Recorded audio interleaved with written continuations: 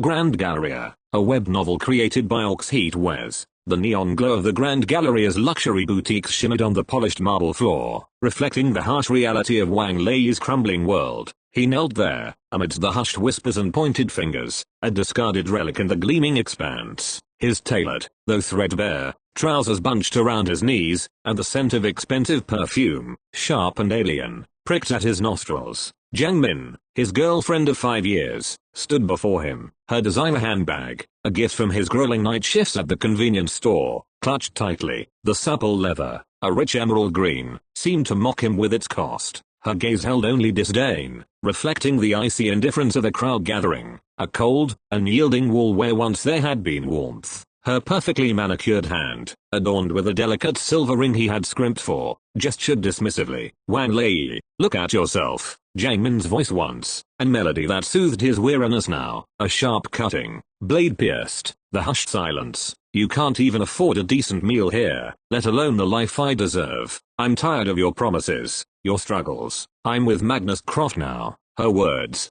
precise and unforgiving, landed like stones in a quiet pool, each ripple extending the sting of her betrayal. The sheer finality of her declaration hung in the air, heavy and suffocating. Magnus Croft, a man whose tailored suit probably cost more than Wang Lei's entire year's earnings, smirked beside her, a hand possessively on Zhang Min's waist, his expensive watch glinted under the gallery lights, a vulgar display of the wealth Wang Lei could only dream of. The sight twisted a knife in Wang Lei's gut, a sickening lurch of despair. He remembered the countless overtime hours, the biting chill of pre-dawn shifts, the skipped meals, the worn-out shoes, all to buy her the latest smartphone, the branded clothes, the limited edition purse. Every sacrifice, every ounce of his youth and energy, poured into making her happy. He was her devoted shadow, her licking dog as his friends once jokingly called him, a term that now felt like a brand of shame seared into his skin. Look at him, a complete licking dog. A sneering voice from the growing crowd chimed in, its cruel mirth echoing off the polished surfaces. He probably spent all his meager savings on that bag for her, another added, eliciting a fresh wave of snickers.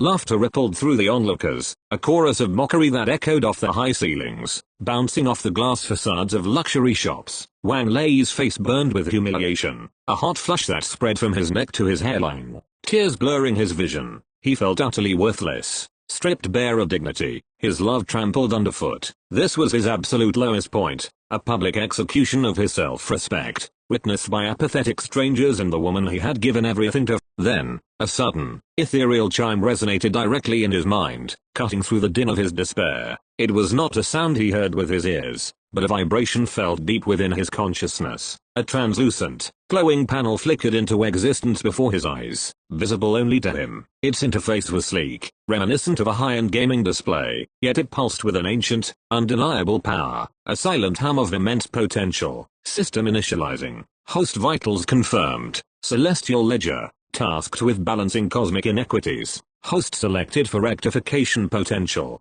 Prime directive, rectify unjust humiliation. System rules. 1. The proof of superiority protocol. 2. The skill and asset conversion mandate. The text vanished, replaced by a single, bold notification. Host humiliated for lack of wealth and status. Initiating skill acquisition. Congratulations. SSS-Rank Financial Acumen has been granted. A torrent of complex financial models, intricate market trends, sophisticated investment strategies, and the intricate workings of global economics flooded Wang Lei's mind. It was not just data, but understanding, an intuitive grasp of the ebb and flow of capital, the hidden opportunities in every transaction, the true value of assets beyond their superficial price tags. It was as if he had absorbed decades of top-tier financial education and practical experience in an instant, every concept crystallizing into perfect clarity. He slowly rose, the new knowledge settling within him, an unshakable foundation beneath the wreckage of his shattered pride. The crowd's laughter seemed distant, their mockery merely background noise to the hum of his awakened potential. He met Zhang Min's gaze, no longer pleading,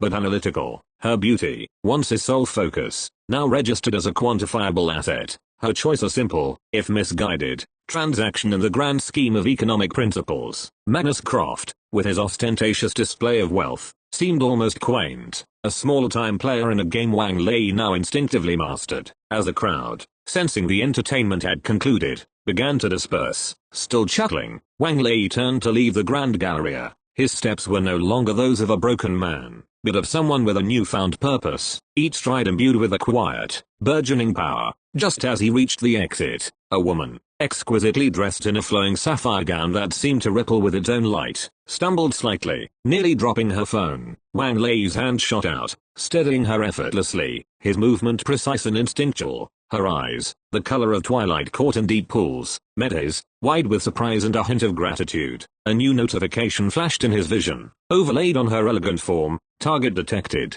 Serafina Vance. Beauty score, 98/100. Favorability score, 10/100. Neutral. The system had confirmed its power, its reality undeniable. Wang Lei looked at Serafina, then back at the retreating figures of Zhang Min and Magnus Croft, their forms diminishing in the distance. The world had changed. He was no longer the licking dog. He was the master of his own destiny, armed with a power that would turn scorn into strength, and humiliation into unparalleled skill. His journey had just begun. The cool evening air, carrying the faint scent of exhaust and cheap street food, offered a stark contrast to the sterile, perfumed atmosphere of the Grand Galleria. Wang Lei walked with a quiet resolve, his steps no longer measured by the weight of humiliation, but by the hum of newfound knowledge. The world, once a maze of insurmountable obstacles, now presented itself as a complex, intricate ledger, each transaction and interaction a potential data point, each problem a solvable equation. He considered the system's implicit prompt to return to a place of past belittlement.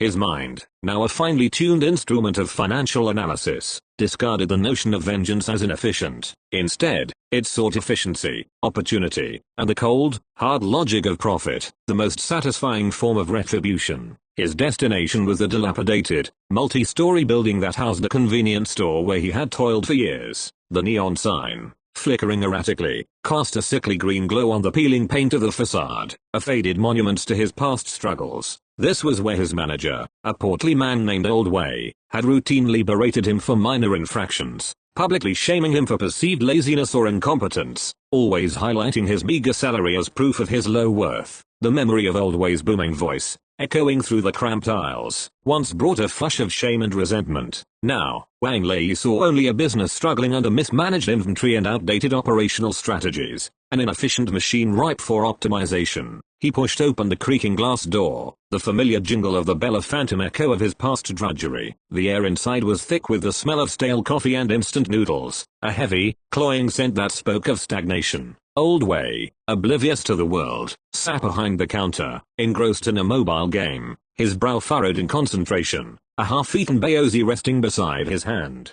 His uniform, perpetually stained with indeterminate smudges, clung to his paunch, a testament to years of neglect. Ever since Old Wei's wife had passed 10 years prior, he had let everything around him reach a state of disrepair. Wang Lei moved through the store, his eyes scanning, assessing, calculating. The shelves were poorly stocked, popular items missing, slow-moving inventory gathering dust. The lighting was inefficient, casting long shadows, and the refrigeration unit hummed with an old, energy-intensive groan. His SSS-Rank Financial Acumen processed every detail, every minute inefficiency, every missed opportunity for revenue generation. System alert. Suboptimal business operations detected. Potential for 300% ROI with strategic acquisition and restructuring. Wang Lei paused by the magazine rack, feigning interest in a tabloid, though his gaze remained fixed on the broader picture. His mind raced, constructing a comprehensive financial model for the convenience store. He saw the potential not just in the store itself, but in the prime location. It sat at a crossroads between a newly approved residential development and a major public transport hub,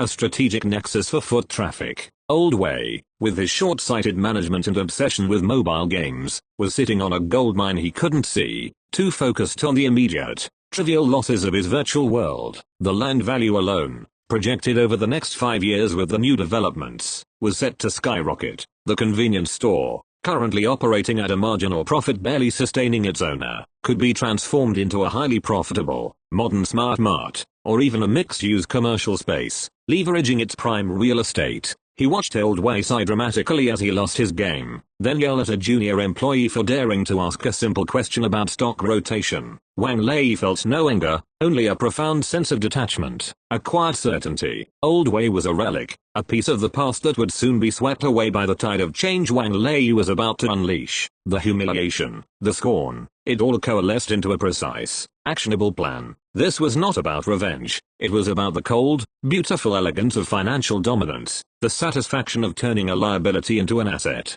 He had found his first target, a seemingly insignificant venture, but one with explosive potential, a stepping stone to something far greater. Leaving the store, Wang Lei pulled out his phone. He didn't have the capital yet, but he had the knowledge, the blueprint, and the system. He needed a starting point, a small, quick win to generate initial funds. As he walked, a notification flashed across his vision, its glow subtle against the darkening sky. System tip: initial capital acquisition, explore undervalued, high liquidity assets. Online micro-investing platforms offer rapid turnaround for small sums. He smiled. The game had truly begun. The scent of exhaust and cheap street food still clung to the air, but Wang Lei perceived it differently now. His mind, a finely tuned instrument, sifted through the city's hum, not for despair, but for opportunity. The system's suggestion of online micro-investing platforms resonated with his SSS-Rank Financial Acumen. He needed initial capital, a swift, decisive move. He found a quiet corner in a 24-hour internet cafe, the glow of the monitors illuminating faces lost in games and endless feeds. Wang Lei, however, saw only charts and data streams. He began with a minuscule sum, the last remnants of his meager savings. Therefore, this sum, once a lifeline, now felt like a mere placeholder. His fingers danced across the keyboard, not with hesitation, but with the elegant precision of a maestro conducting an orchestra of algorithms. Therefore, he targeted a nascent, obscure altcoin, its value seemingly stagnant, dismissed by the wider market. But Wang Lei's enhanced perception saw beyond the superficial, recognizing the underlying technological innovation, the subtle shifts in developer activity, the nascent community growth, all indicators of an impending surge. Alone in the internet cafe, he hesitated, haunted by Zhang Min's words, "You can't even afford a decent meal here." Host mental state suboptimal. Recommendation. Reaffirm core directive. He clenched his fist. The humiliation was a fire, and this paltry sum was the kindling. He would prove her, and the world, wrong. He resolved to turn this shame into fuel. He placed his first trade, a small, almost imperceptible ripple in the vast ocean of digital finance. Within hours, the coin began to ascend, then a minor correction followed, but an explosive upward trajectory quickly ensued. Wang Lei remained calm, his eyes fixed on the numbers, his mind calculating exit points, re-entry strategies, and diversification. He leveraged micro-profits into new positions, riding the volatile waves of the crypto market with an intuitive grace. During a period of peak volatility, a strange pattern emerged in the order book, a series of trades so complex and rapid they couldn't be algorithmic. The system flashed a fleeting, low-priority alert. Anomalous market activity detected. Possible interference from external entity. Before he could analyze it, the pattern vanished, dismissed as a ghost in the machine. Days blurred into a focused intensity, marked by strategic buy-ins and perfectly timed sell-offs. His initial seed money blossomed, then exploded, transforming into a substantial sum, far exceeding anything he had ever possessed. The process was exhilarating, not for the money itself, but for the profound satisfaction of seeing his intellectual prowess manifest into tangible wealth. Wang Lei noticed a faint, otherworldly hum within him when using the system. It had grown from a silent presence to a resonant thrum of power, beyond normal sensory perception. He closed the laptop, the screen reflecting his calm, determined gaze. Therefore, the time for austerity had passed. He yearned for something beyond the convenience store's stale coffee and instant noodles, a symbol of his newfound freedom. He sought a meal that spoke of elevation, of a life he could now command. He chose Celestial Spire, a restaurant renowned for its panoramic city views and exquisite, rare delicacies. A private sommelier guided him through the wine list, helping him select a 1996 Chateau Petrus to pair with the main course. The Maitre d's initial, dismissive glance shifted to polite deference, for Wang Lei, now clad in simple, impeccably tailored attire, smoothly produced a high-limit credit card. He savored every bite of the A5 Miyazaki Wagyu, its marbled fat melting on his tongue, served on handcrafted Rosenthal porcelain, the meat's richness a revelation, the delicate balance of flavors a symphony on his palate. Each sip of the aged Merlot was a celebration, a quiet testament to his triumph. The world outside the window,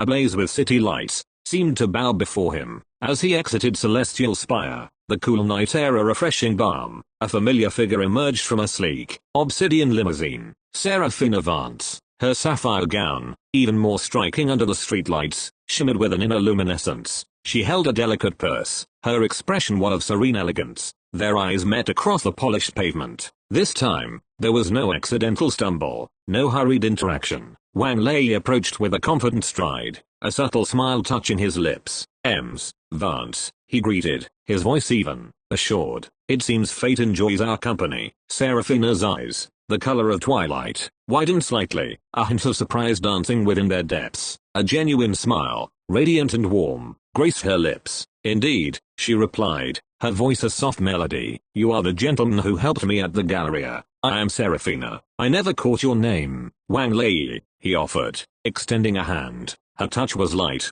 yet electric. It's a pleasure to truly meet you, Seraphina. I confess, I was quite captivated by your presence that day. A soft blush touched her cheeks. That's kind of you to say. Perhaps we could continue this conversation sometime, Wang Lei suggested smoothly, pulling out his phone. I find myself quite intrigued. He opened his WeChat QR code, presenting it to her. His heart, usually so stoic, beat a little faster, not with nervousness, but with a sense of anticipation. Her eyes flickered to the code, then back to his, a thoughtful silence hanging between them. Seraphina hesitated for only a moment, then reached for her own phone. I'd like that. Wang Lei. The soft chime of a successful scan resonated in the quiet night. A new notification, visible only to him, pulsed in his vision. Favorability score, 60/100. Interested. The game, it seemed, was expanding its parameters. The chime of the WeChat notification was a subtle herald, a counterpoint to the city's distant murmur. Wang Lei, now settled in a strategic high-rise apartment he had swiftly secured with a single, decisive transaction,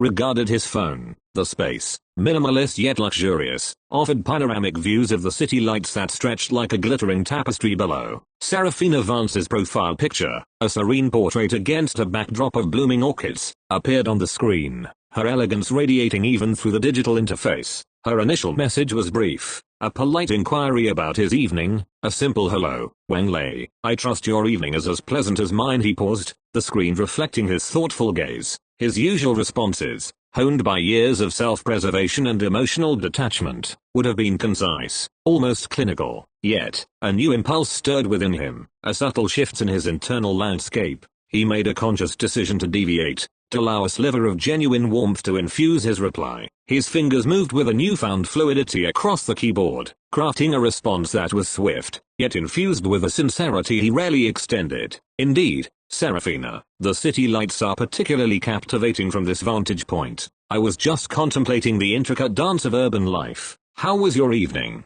His initial message received a swift reply, and their conversation began with light pleasantries, a graceful dance around shared experiences and initial impressions. Wang Lei found himself drawn into the exchange, therefore his interest piqued not just by her beauty, but by the substance of her character. He learned she managed the Viridian Legacy Foundation, a prominent philanthropic organization dedicated to urban renewal and ecological preservation. Our work focuses on the city's green spaces, Seraphina typed, not merely as decorative elements, but as vital lungs for the metropolis, as sanctuaries for its inhabitants. We're also restoring forgotten waterways, transforming stagnant canals into vibrant aquatic arteries, and nurturing community gardens in overlooked districts, fostering a sense of shared ownership and natural beauty amidst the concrete. Wang Lei, with his newly awakened acumen for systems and efficiency, found himself genuinely intrigued by the depth of her commitment, the practical application of her ideals. The system, usually a detached observer, displayed an occasional, almost imperceptible flicker in his peripheral vision, indicating a slight increase in her favorability score with each shared anecdote, each thoughtful question he posed that probed beyond the superficialities of her work. He discovered her family, the Vance lineage, held a storied position within the city's history, their wealth tracing back generations to pioneering industrialists who had laid the groundwork for much of the city's infrastructure. Yet, Seraphina spoke of this not with pride of possession, but with a profound sense of stewardship. My family sees our history as a responsibility, she explained, a duty to elevate the lives of others, to ensure the legacy of our forebears is one of progress and communal benefit. She mentioned her grandfather, a man of formidable intellect and surprising humility, who had instilled in her a deep appreciation for both innovation and tradition. He always said, she typed, the words appearing with a quiet weight, that true power lay not in what you accumulated, but in what you could build for the future, something lasting that uplifted the many, not just the few. Wang Lei shared glimpses of his own journey, carefully curated truth that hinted at his ambition without revealing the system's miraculous intervention. "My beginnings were humble," he wrote, "but a relentless pursuit of knowledge has driven me from a young age. I hold an unwavering belief in the transformative power of strategic application." He did not reveal the dizzying speed of his financial ascent, nor the ethereal interface that guided him, yet he conveyed a sense of ambition, a drive for impact that he seemed to understand on an intrinsic level. "I envision grand designs for this city," he continued, "interconnected infrastructure, energy grids powered by sustainable innovations that harness our natural resources, communities thriving in harmony with advanced technology, creating a truly symbiotic urban ecosystem." Honestly, he typed, a moment of genuine vulnerability surfacing. "I sometimes wonder if such lofty ideals are mine to hold, or just a fantasy born from desperation." "Your ideas," Serafina messaged, her words conveying a growing admiration. "They sound visionary, much like my grandfather's plans often were. Before he retired from public life, he always sought the grand solutions, the ones that reshaped the landscape for the better, the ones that were ahead of their time." Her words planted a potent seed in Wang Lei's mind. Therefore, he aligned the pieces: a powerful, established family, visionary projects, and a granddaughter sharing his forward-thinking perspective and possessing a deep understanding of the city's intricate social and political fabric, forming a profoundly compelling synergistic potential. He saw beyond just a romantic interest, but a potential supporter or even partner in shaping the future. As the hours waned, the digital conversation deepened, shifting from shared interests to more personal revelations. "Despite my public role, I often feel a quiet loneliness," Serafina confessed, "a yearning for genuine connection beyond the superficial demands of my social circle, the endless galas and polite exchanges that often feel hollow." Wang Lei in turn admitted his own isolation. "Until recently, my singular focus left little room for companionship," he typed. "My existence a solitary pursuit of survival and then mastery." This shared vulnerability, however subtle, wove a new, stronger thread between them, and he felt a rare sense of ease, a feeling he hadn't known he craved, a quiet resonance that transcended strategic calculations. The system registered a significant jump in her favorability score, now resting at a solid 75/100, accompanied by a new notification: "Potential ally, hi." He closed the chat, a thoughtful smile on his lips, the glow of the screen reflecting in his eyes. Serafina Vance wasn't just an intriguing woman, she was a key, perhaps, to unlocking the city's deeper currents, to navigating its intricate power structures. Her influence, her family's legacy, and her intrinsic connection to the city's heart could serve as invaluable assets in his growing ambition and his grander designs for the city. The game was indeed expanding, and Serafina, it seemed, was poised to become a central player, a vital piece in the intricate puzzle he was assembling. The city's financial pulse, a rhythm Wang Lei had come to master with uncanny precision, beat a new, unsettling tempo. His trades, once discrete maneuvers within the vast digital ocean, were now beacons. Blockchain ledgers, immutable and transparent, laid bare the dizzying ascent of his portfolio. Analysts and amateur enthusiasts alike, drawn by the sheer audacity and consistent profitability of his strategies, began to track his movements, dissecting his every market entry and exit. Online forums buzzed with theories, some hailing him as a prodigy, others as a phantom, his identity shrouded in the anonymity of the digital realm. This burgeoning notoriety, while a testament to his prowess, carried an undercurrent of unease. The system, his silent guide, had provided unparalleled foresight into market volatilities, shielding him from missteps. Yet, Wang Lei harbored a quiet doubt: could this ethereal network protect him from the more tangible threat of human avarice? From those who might seek to exploit or dismantle the very source of his power? His unprecedented gains drew the gaze of powerful entities, a spotlight he had not actively sought. He considered the implications, the potential vulnerabilities, the delicate balance between visibility and security. A chime broke his reverie. It was Serafina, her message an invitation. "My grandfather, Hadrian Vance, would be delighted to meet you. He's heard so much, and his curiosity has piqued. Would you be free tomorrow afternoon?" A surge of anticipation, both strategic and personal, coursed through Wang Lei. This was a crucial step, a direct bridge to the city's foundational power. He swiftly confirmed, his fingers flying across the screen with excitement. He arrived at the Vance estate, a testament to old-world grandeur nestled amidst manicured gardens, a stark contrast to his own minimalist high-rise. Hadrian Vance, a man whose presence filled the elegant study, greeted him with a handshake that conveyed both strength and shrewdness. His eyes, keen and discerning, took Wang Lei's measure in a single glance. Serafina sat nearby, a serene smile on her lips, observing the unfolding interaction. Serafina speaks highly of your vision, Hadrian began, his voice a low timbre. She tells me you see the city beyond what has been established. He then launched into a series of hypothetical business scenarios, each designed to probe Wang Lei's analytical depth and strategic thinking. He presented complex urban development projects, intricate financial puzzles, and ethical dilemmas veiled as investment opportunities. Wang Lei responded with a clarity that impressed even Hadrian, articulating solutions that were both innovative and grounded in practical application,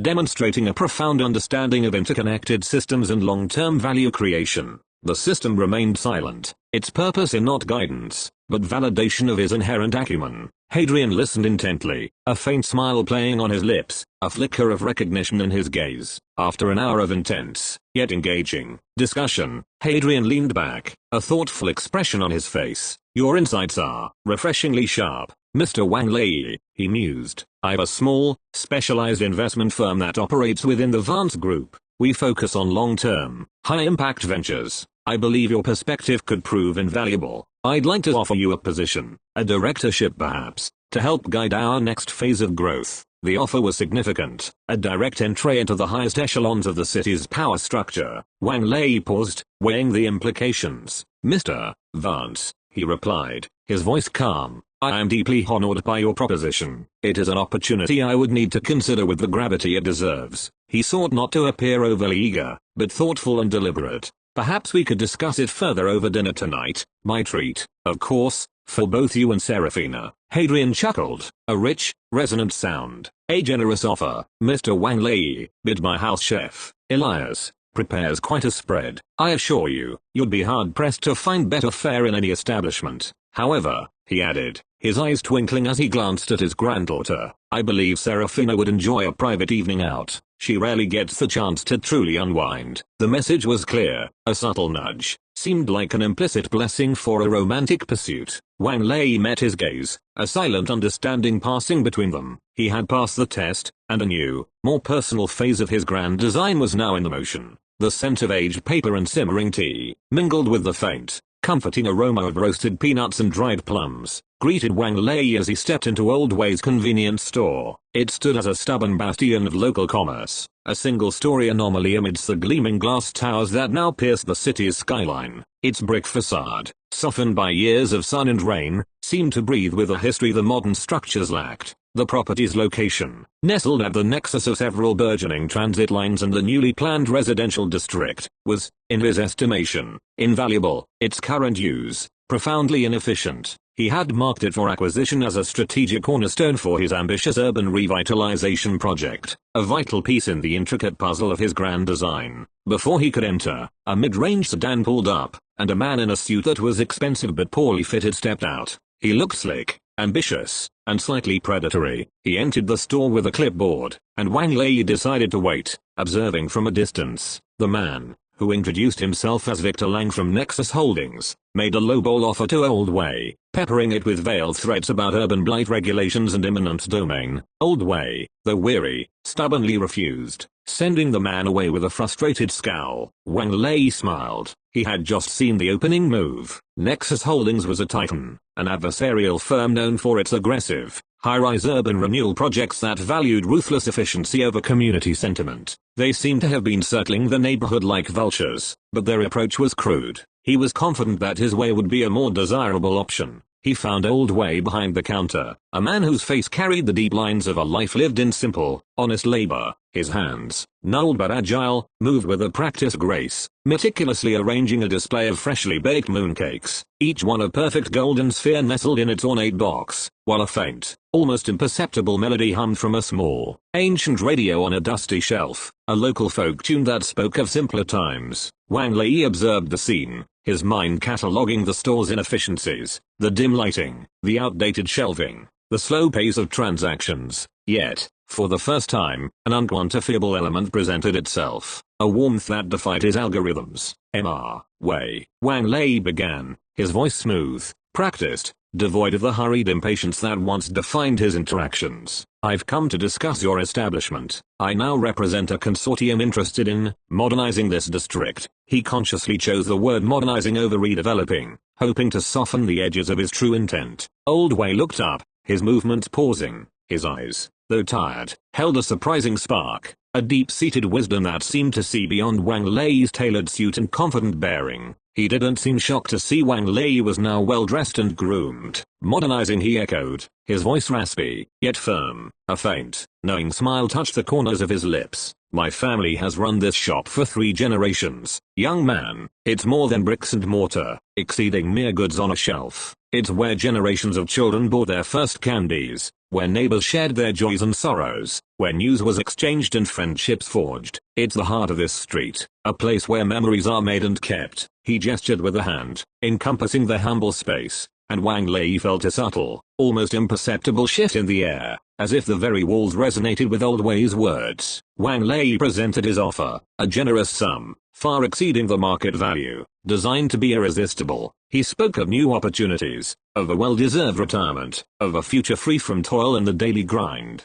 He painted a picture of ease and comfort, a life Old Wei had surely never dared to dream of, emphasizing the financial liberation it would bring. His words were precise, logical, appealing to the cold, hard facts of economic reality. Old Wei listened patiently, his gaze unwavering, his expression unreadable. He picked up a mooncake, inspecting its intricate pattern before gently placing it back on the display. Your offer is substantial, he admitted. A sad smile, one that held no greed but only a quiet understanding, was apparent. Therefore, his words carried an unexpected weight. It would certainly provide for my golden years, and then some. But wealth alone doesn't measure a man's worth, nor a place's spirit, does it? This shop, it is my spirit. It is the spirit of this community. It had been so important to my wife. Her spirit. Old Wei's voice had started to break. How does one put a price on that? He looked at Wang Lei, a genuine curiosity in his eyes, as if truly expecting an answer to this impossible question. Then, a pang of something unfamiliar stirred within Wang Lei. It was definitely not frustration at a failed negotiation, nor anger at an unexpected obstacle. It was a peculiar sensation, a quiet discomfort and a lump in his throat.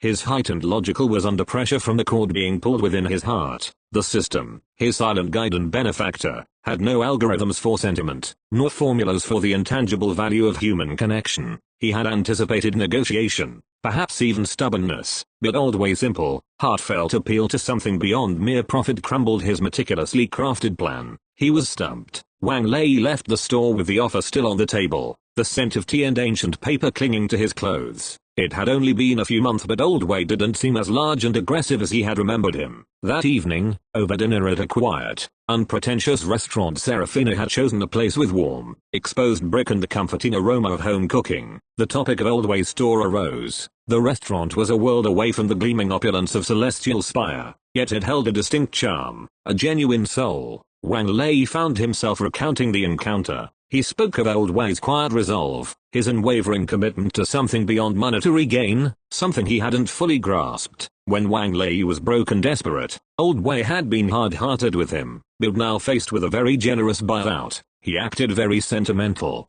Serafina listened intently, her expression thoughtful, her eyes reflecting the soft candlelight. She stirred her tea slowly, a delicate porcelain spoon clinking softly against the cup. Hadrian often says, she began, her voice soft, yet imbued with conviction, that true vision isn't just about seeing what could be, but understanding what isn't, perhaps most importantly, what should remain. A city thrives not just on new structures, on gleaming facades and rapid progress, but on the soul of its people, on the stories held within its oldest walls, in the familiar spaces that anchor a community. She paused, her gaze meeting his. Sometimes, the most valuable assets aren't those that generate the highest profit, but those that foster the deepest sense of belonging. Her words resonated, echoing Old Wei's simple truth, connecting it to the larger philosophy of her own family's legacy. Wang Lei had always seen the city as a complex machine. Serafina presented it as a living organism, its pulse found not just in its financial heart, but in places like Old Wei's store, in the quiet interactions that sustained its spirit.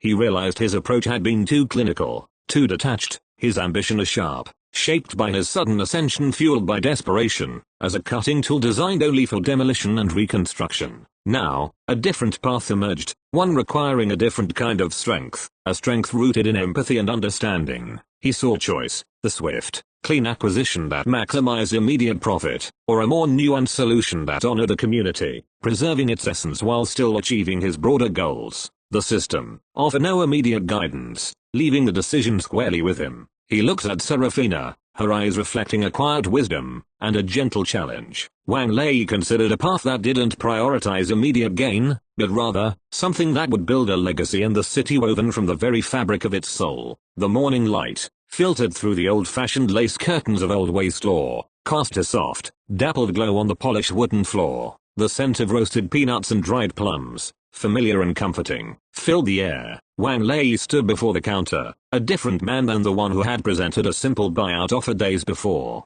The tailored suit remained, a testament to his new station, yet his posture held a subtle shift, a readiness to listen rather than merely dictate. He carried a small, leather-bound notebook, its pages filled not with financial projections, but with sketches and notes, ideas that had bloomed from Serafina's words and Old Way's conviction. He felt an invigorating sense of anticipation, a genuine curiosity about the possibilities that lay beyond his initial, rigid plan. Old Way, meticulously arranging a pyramid of golden oranges, looked up, his eyes, usually holding a knowing weariness, now registered a flicker of surprise, then perhaps a hint of curiosity. He remembered Wang Lei's earlier visit. This kid had undergone an incredible transformation over the course of a few short months. Mr. Wei, Wang Lei began, his voice softer than their last encounter, devoid of its previous corporate edge. I have reconsidered my approach. He paused, allowing the words to settle. Your words resonated with me, as did the wisdom of a trusted advisor. You spoke of this store as the heart of the street, a place where memories are made and kept. I now understand that some things cannot be measured by profit margins alone. He opened his notebook,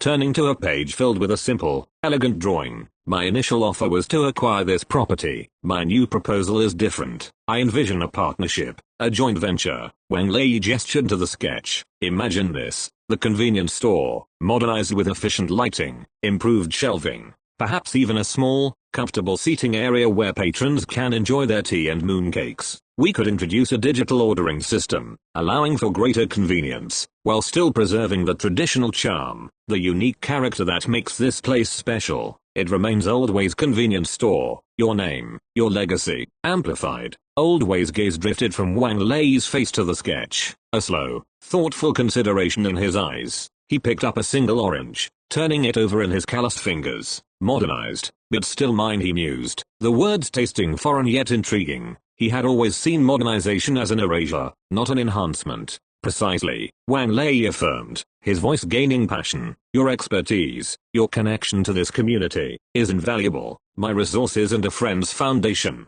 the Hearthstone Initiative, could provide the capital for the renovations, the technological upgrades and the marketing to attract new patrons while retaining the old. The Hearthstone Initiative focuses on preserving cultural landmarks and fostering community bonds within urban development. We could create a space that honors its past while embracing the future, a true cornerstone for the revitalized district, a model for how progress and tradition can coexist. He felt a genuine excitement building, a sense of purpose beyond mere financial gain. Old Way placed the orange back on the pile. A faint smile, one of genuine contemplation, touched his lips. He looked at Wang Lei, a new respect dawning in his eyes. A partnership, he repeated, the idea beginning to take root. You seek to build with me, not just over me. This young man, who had once seemed so utterly consumed by blind ambition, now presented a different path, a stark contrast to the threatening vulture from Nexus who had visited just days before. Wang Lei nodded, a sense of triumph settling over him. This was not the quick, clean acquisition he had initially sought, but something more meaningful, a victory that resonated not just with his ambition, but with a burgeoning sense of purpose.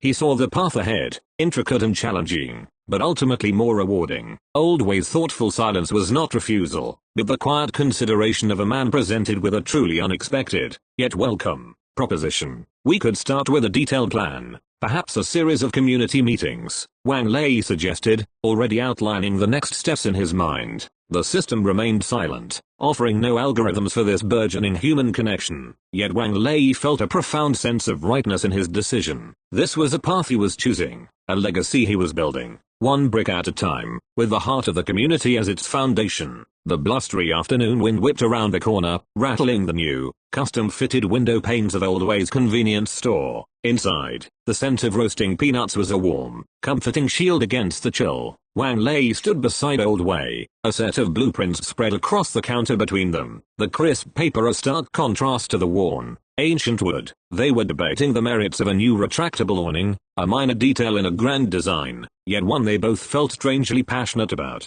It was in this moment of focus calm that the sleek, obsidian black Angular electric SUV glided to a silent stop at the curb. It hummed with a quiet power that seemed to suck the very sound from the air around it. A woman emerged, her movements economical and precise. She was tall, her form defined by a tailored suit the color of charcoal, a striking contrast to the humble, lived-in textures of the street. Her dark hair was pulled back in a severe, yet elegant, bun, highlighting sharp cheekbones and eyes that held the glint of polished steel. Wang Lei felt an immediate, primal tremor within himself, a resonant frequency from his recent past. It was the cold, thrilling hum of pure, unadulterated ambition, a feeling he hadn't fully experienced since Seraphina's gentle presence had begun to reshape his world. The woman entered the store, her expensive heels clicking with authority on the newly polished floorboards. She moved with an undeniable confidence, an aura of curated power that seemed to precede her like a shockwave. Way, she began, her voice smooth, resonant, and carrying a subtle undertone of command. She gave Old Way a polite, practiced nod before her gaze landed squarely on Wang Lei. And you must be Wang Lei. Your recent foray into community-centric development has piqued our interest. She extended a perfectly manicured hand. Wang Lei took it, his grip firm. Her touch was cool, her handshake brief and businesslike. I am Cassia Thorpe, she said, lead developer for Nexus Holdings. The name landed in the quiet store with the weight of a dropped stone. Before Wang Lei could respond, a translucent panel flickered into existence in his peripheral vision. Its familiar blue glow a sudden comfort. System alert. Rival faction detected. Nexus Holdings. Threat level, significant. New quest issued. Defend the cornerstone. Objective, repel Nexus Holdings' initial acquisition attempt by rejecting Cassia Thorpe's offer. Reward, 100 system points. Unlock SSS rank skill. Negotiation. Wang Lei was slightly amused that the system had not seen Victor as a noteworthy threat. Cassia's gaze swept over the store, her sharp eyes not seeing the history or the community hub, but calculating square footage, structural limitations, and demolition costs. Your establishment, Mr. Wei, she said, her voice softening into a patronizing coo, holds a unique position, one ripe for broader integration. Her proposal was direct, a masterpiece of corporate aggression veiled in polite language. Nexus Holdings was offering a full acquisition, not just of Old Way's store, but of the entire block. They would raise everything to build the Nexus Plaza, a gleaming monument to modern commerce. She painted a picture for Old Way of a comfortable, early retirement, a life of leisure in a sunny condo, all in exchange for his legacy. Then, she turned back to Wang Lei, her eyes holding a knowing glance, an invitation into a secret club of the truly ambitious. A man of your obvious talent is wasted on these small-scale sentimentalities, Mr. Lei. Nexus Holdings values raw power and decisive action. There would be a significant place for you in our organization,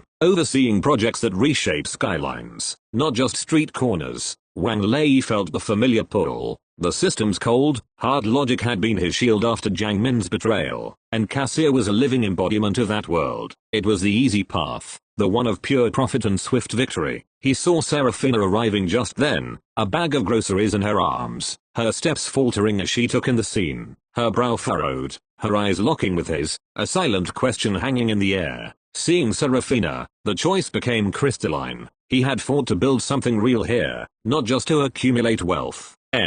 Thorpe. Wang Lei began, his voice calm and steady, cutting through her polished pitch. It's a generous offer, but you must understand our project. He gestured to the blueprints, to Old Way, to Seraphina who now stood near the doorway. We are not preserving a relic, we are building a foundation. The value here is not in the land, but in the legacy. It's in the coexistence of progress and tradition, something your models can't quantify. He looked directly at Cassia, his gaze unwavering. I must politely decline your offer. My commitment is to my partner, Mr. Wei, and to our shared vision for this community. Cassia's professional smile didn't falter, but a flicker of something, amusement, perhaps contempt, danced in her steel gray eyes. A noble sentiment, Mr. Lei, she purred. Turning to leave, she paused at the door, looking back over her shoulder. Sentiments, however, don't survive hostile takeovers. The door chimed softly as she left, her parting words hanging in the air like a threat. Two final notifications pulsed in Wang Lei's vision. Rival favorability update, Cassia Thorpe, 10/100, amused contempt. He then looked at Serafina, who now approached, her worried expression softening into a radiant, proud smile. She placed a hand lightly on his arm. Ali favorability update, Serafina Vance, 80/100, admiration. He had won the first exchange, but he knew, with a certainty that chilled him to the bone, that the war had just been declared. The chill from Cassia Thorpe's parting words seemed to linger in the air long after her silent vehicle had vanished from the street. Old Whale let out a slow, heavy sigh, the fighting spirit from moments before draining from his posture. Serafina placed a reassuring hand on his shoulder. Don't let her get to you, Wei, she said, her voice a soothing balm. People like that see the world in spreadsheets. They can't comprehend what we're building here. Wang Lei nodded in agreement, though a new, cold knot of apprehension had formed in his gut. She won't give up that easily. Nexus Holdings didn't get to where they are by accepting no for an answer.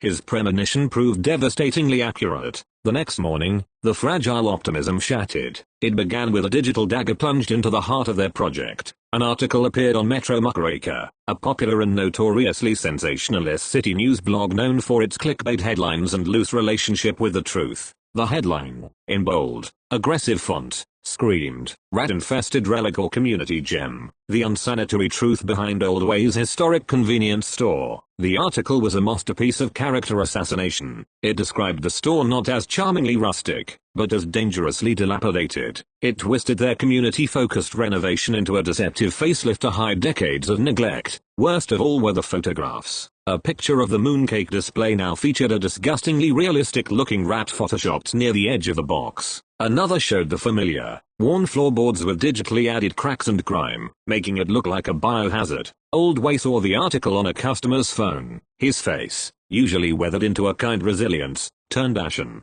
He scrolled through the images, his gnarled hands trembling slightly. They put a rat. He couldn't finish the sentence. The pride of 3 generations, the clean and honest business his family had maintained, was being publicly defiled. The impact was immediate and brutal. The usual morning rush of regulars thinned to a hesitant trickle. Patrons who did come in wore expressions of doubt. Wang Lei could overhear the whispers, the seeds of distrust planted by Nexus's poison. "Did you see that article? I always thought this place was a bit old. But rats, it's probably true. These big companies have inspectors." Serafina was furious, her usual serenity replaced by a righteous fire. She was immediately on the phone with her foundation's public relations team. "I want a full press release drafted immediately," she commanded, pacing the small stockroom. "We'll issue a cease and desist to the blog for libel. We'll need to document the store's impeccable health code record and release it. We fight this with the truth." Wang Lei listened, appreciating her swift, principled response, but his SSS-Rank Financial Acumen, which excelled at understanding systems, saw a fatal flaw.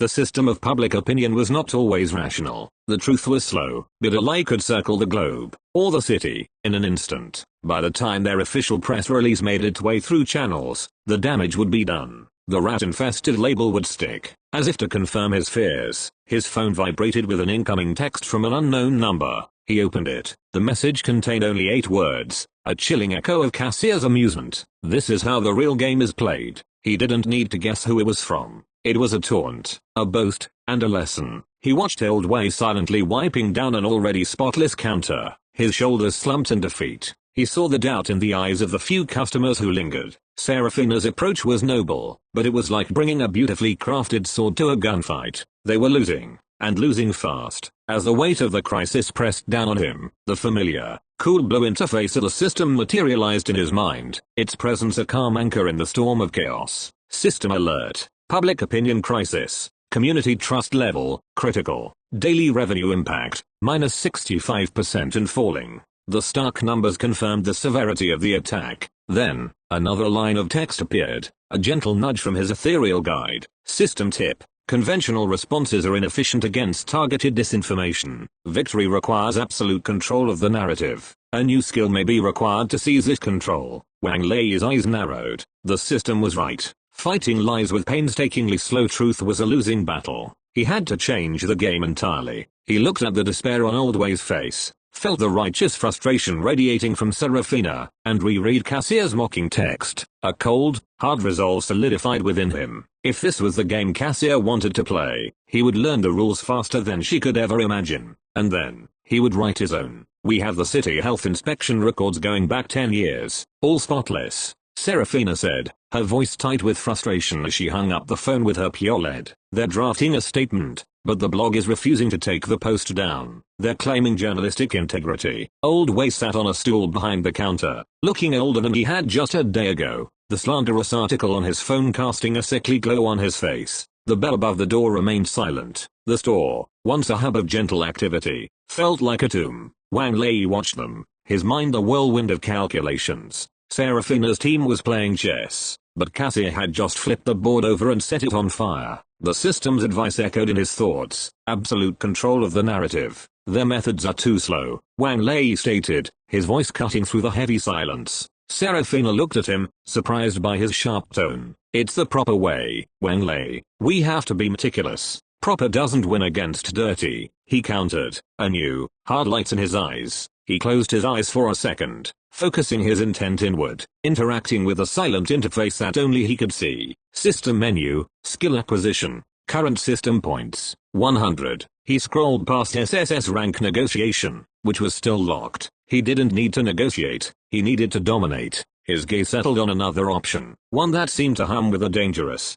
seductive power. Skill available, SSS-Rank public relations and media manipulation, cost, 100 system points. Without hesitation, he selected it. Confirm purchase, YN. He confirmed. System points deducted, 0 remaining. Congratulations. New skill unlocked, SSS-Rank public relations and media manipulation. The sensation was even more jarring than when he had received financial acumen. It wasn't just data, it was a deluge of instincts and understanding. He saw the intricate web of the city's media landscape, the rivalries between journalists, the hidden biases of editors, the algorithms that drove viral content, the precise emotional triggers that could turn a mob. He knew how to craft a narrative, how to frame an argument, how to plant a seed of doubt, and how to nurture it into a full-blown backlash. He opened his eyes. The world looked the same, but his perception of it had fundamentally, irrevocably changed. Give me 2 hours, he said. Serafina and Old Way stared at him,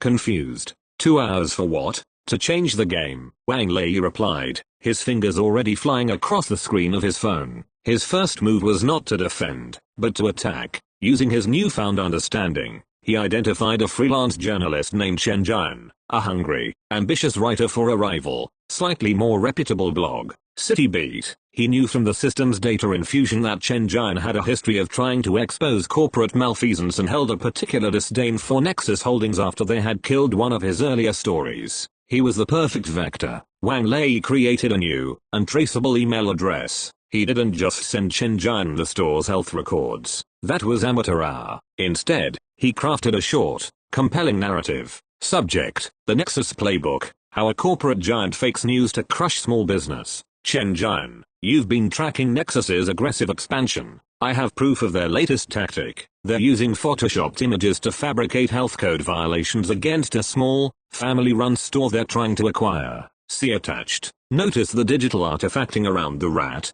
A first-year graphic design student could spot it. This isn't just a dirty trick, it's a new low in corporate warfare. You have the scoop, if you're fast enough. A friend of the little guy, he attached the doctored photo and a clean, high-resolution image of the same counter he'd taken minutes before. It was all Chen Jian would need. His second move was even more audacious. He tapped into the swirling currents of social media. He didn't create a page called Save Old Ways. That was reactive. Instead, he started a city-wide trend. He created a dozen anonymous accounts and began posting on the city's major social forums with a simple, powerful hashtag, #MyLandmark. He posted a picture of Old Way's store with the caption, 3 generations of my family have bought candy here. It's more than a store, it's a memory, my landmark. Then he posted a picture of a famous old noodle house in another district. Best wonton soup in the city for 50 years. Don't let corporate giants erase our history, my landmark. The concept was infectious. He had reframed the narrative. This wasn't about one store's hygiene. It was about the city's soul. It was a battle between cherished memories and faceless corporations. Within an hour, my landmark was trending. People were posting pictures of their favorite old bakeries, bookshops, and theaters, all with messages of support. Just as the social media campaign hit its peak, Chen Jian's article dropped on City Beat. Headline: Exposed. Nexus Holdings caught using photoshopped rats in smear campaign against local shop. The article was explosive. It showed the side-by-side images, highlighted the blatant digital manipulation, and framed it as a predatory attack. It perfectly cross-pollinated with the My Landmark trend, pouring gasoline on the fire. The public, already feeling sentimental about their local haunts, now had a clear villain. The backlash against Metro Muckraker and Nexus Holdings was immediate and ferocious. The comments section on the original article became a war zone. Metro Muckraker, facing a credibility crisis, pulled the story down within 90 minutes. In the quiet of the convenience store, Wang Lei refreshed his phone. The silence was broken by the bell above the door. A customer walked in, then another, and another. One of them, a woman who had been a regular for years, walked up to Old Wei and gave him a hug. "We saw what they tried to do, Wei," she said, her voice thick with emotion. "We're with you." Old Wei looked up, tears welling in his eyes. Profound relief. Serafina stood beside Wang Lei, looking from the bustling store to him, her expression a mixture of awe and shock. She had seen him as a brilliant financier and a kind soul, but this was something else. This was a display of masterful, ruthless power she didn't know he possessed. A new notification glowed in his vision, its message simple and deeply satisfying. Quest update. Public opinion shifting in your favor. Community trust, 120%. Fortified. Crisis averted. He met Serafina's stunned gaze. His face was calm, but inside, a new part of him had awakened. He had enjoyed it. He had enjoyed the fight, the strategy, the complete and total demolition of his enemy's plan. The game had changed, indeed, and he was just getting started. The aftermath of Wang Lei's counter-offensive was a quiet storm. The My Landmark movement had taken on a life of its own, becoming a city-wide conversation about gentrification and cultural preservation. Chen Jian's expose had left a permanent black mark on Nexus Holdings' reputation, and Metro Muckraker was in full damage control, its credibility in tatters. For the first time since Cassia Thorpe's visit, the air in Old Way's store felt light, infused with the sweet scent of victory. Serafina looked at Wang Lei with newfound respect. I've never seen anything like it," she admitted, shaking her head in disbelief. "My PR team has been in meetings all day trying to analyze what happened. They called it a symbiotic narrative cascade. You didn't just refute their story, you created a bigger, more emotional story that swallowed theirs whole." Wang Lei gave a modest shrug, though a quiet pride warmed his chest. "They started a fire. I just changed the direction of the wind." He knew, however, that this was only a temporary reprieve. A cornered predator is a dangerous one, and he had publicly humiliated a multi-billion-dollar corporation. They would be back, and their next attack would be more sophisticated. His SSS-Rank public relations skill was powerful, but it was reactive. To win the war, he needed to anticipate their next move. He needed better intelligence. As if summoned by his thoughts, a discreet chime came from the laptop he'd set up in the store's small back office. He had put out quiet feelers, leveraging his newfound understanding of the digital underground to post an anonymous, encrypted request on a few elite forums, a call for information on Nexus Holdings' internal operations. With the promise of a substantial reward, he had received several low-level responses, but this one was different. The message was concise and unsigned. "Your counter-PR was impressive. Amateur tools. Professional strategy. You're looking for vulnerabilities in Nexus's local network infrastructure. You're looking in the wrong place. Their weakness isn't in their servers, it's in their insecure back-channel communications. I know where to look. Meet me. Send location if interested." The message was intriguing. It displayed a level of technical knowledge that far surpassed a casual hacker. This was a specialist. Wang Lei felt a familiar thrum of excitement. He replied with a single, encrypted address, a small, quiet tea house in a neutral part of the city. An hour later, he was seated in a secluded booth, a pot of fragrant jasmine tea steaming before him. He expected a shadowy figure in a hoodie, someone from a spy movie. Instead, the person who approached was a young woman, likely no older than himself. She was dressed in practical, comfortable clothes, jeans and an oversized, dark gray sweater. Her hair was cut in a sharp, asymmetrical bob, and a pair of large, black-rimmed glasses sat perched on her nose. She moved with a quiet, almost hesitant energy, yet her eyes, when they met his, were sharp and incredibly intelligent, scanning him as if he were a line of code to be analyzed. Before she even sat down, The system's interface shimmered into view. New target detected. Lin Mei beauty score, 92/100. Attributes, SSS-Rank digital intelligence, S-Rank logic, A-Rank pattern recognition favorability, 30/100. Professional curiosity. Wang Lei masked his surprise. A beauty score of 92 was exceptionally high, a fact somewhat obscured by her unassuming attire. More importantly, the system had identified her primary skill. This was his specialist. "You're the one who wants to poke the Nexus bear?" she asked, her voice soft but direct. Skipping any formal introduction, she slid into the booth opposite him. "I'm the one the bear tried to eat," Wang Lei replied evenly. "I found it's better to be the hunter than the prey. You're the one who knows where they keep their secrets." She took a slow sip of the tea he poured for her, her eyes never leaving his face. "I am. My handle is Mei. I make it my business to know things. Nexus has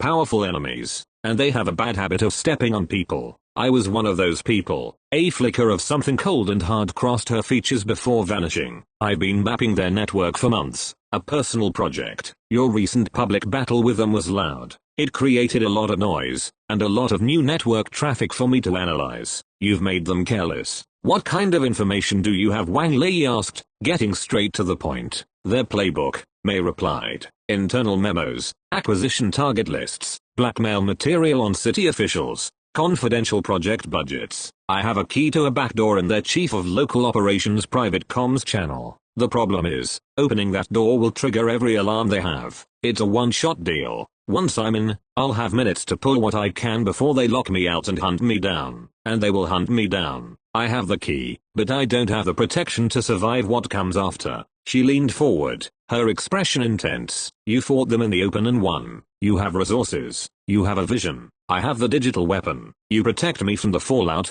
and I will give you the ammunition to dismantle their entire local operation from the inside out." It was a bold proposition, a partnership forged in mutual necessity against a common enemy. Wang Lei looked at this quiet, brilliant young woman and saw not just an asset, but a kindred spirit, another person cornered by a ruthless power, who had chosen to sharpen their skills into a weapon rather than surrender. He extended his hand across the table. "Mei, my name is Wang Lei. It seems we have a deal." She shook his hand. Her grip was firm, decisive. A new notification confirmed his decision. New ally secured. Lin Mei, a powerful alliance has been forged. The path to victory has new avenues. Be warned. Protecting your allies is paramount to maintaining their loyalty. The game board had expanded once more. He now had a queen for the public front in Serafina, and, in May, he had just recruited a master of the shadows. "Their security is layered," May explained, her voice a low, rapid murmur. They were huddled in the back office of Old Way Store, which had been transformed into a makeshift digital command center. May's laptop was open, displaying cascading lines of code that were utterly inscrutable to anyone else, but which she read as fluently as a novel. "The moment I access the target server, it triggers a silent alarm that goes directly to Nexus's internal cybersecurity division.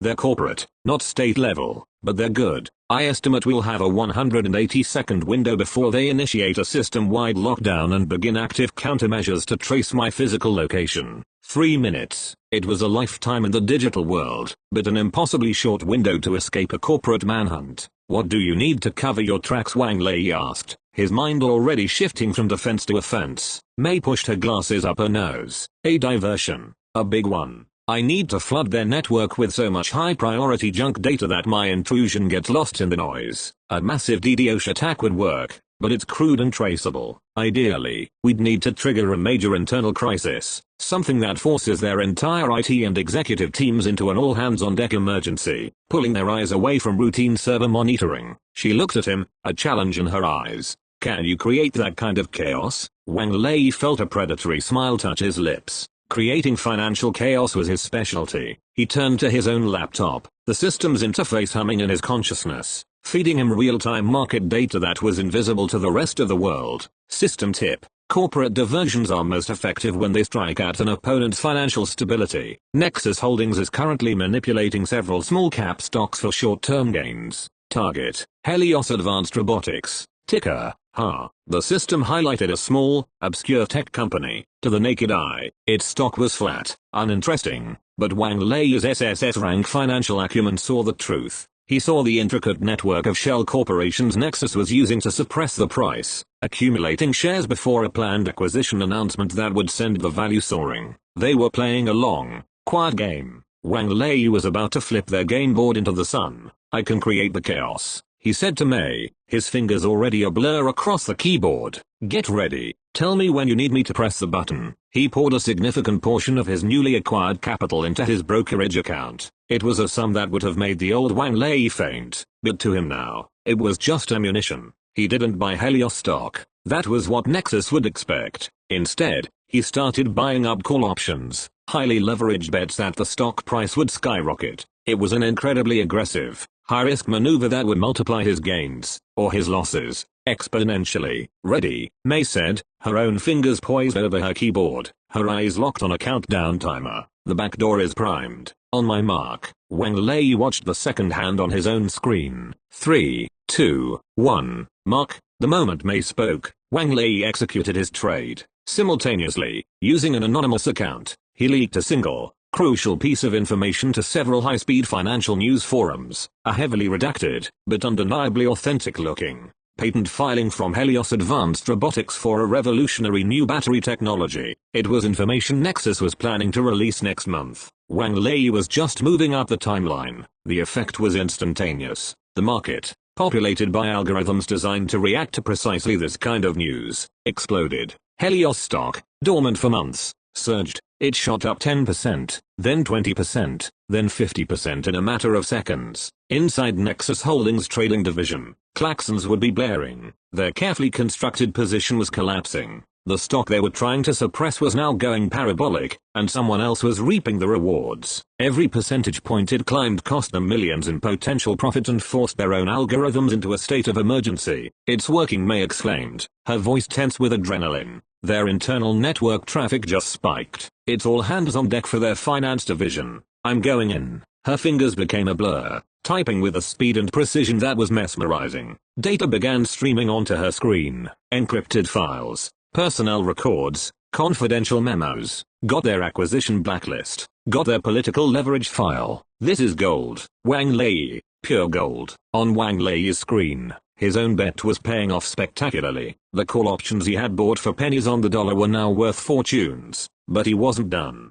Just as the stock reached its peak, he executed another trade, selling all his options and simultaneously taking up a massive short position, a bet that the stock would now crash. He then leaked his second piece of information, an anonymous tip that the leaked patent was under regulatory review for potential infringement, a complete fabrication he had invented on the spot. The market panicked again. The bubble popped. The stock plummeted as fast as it had risen. Wang Lei rode the wave down, profiting from the ascent and the descent in a perfect, brutal financial maneuver known as a pump and dump, executed with surgical precision. 70 seconds left, Mei warned, frantically copying files. "Done," Wang Lei said calmly, closing his final position. The entire operation had lasted less than 2 minutes. "I'm out," Mei said, yanking a USB drive from her laptop and slamming it shut. "They're locking down now, but they'll be chasing ghosts. They're too busy trying to figure out who just cost them a fortune on the Helios trade." She looked at him, her usual composure gone, replaced by pure, unadulterated awe. She had seen brilliant hackers and digital spies, but she had never seen anyone weaponize the stock market as a diversion for a heist. A final, satisfying notification materialized for Wang Lei. System challenge. Execute a precision financial strike.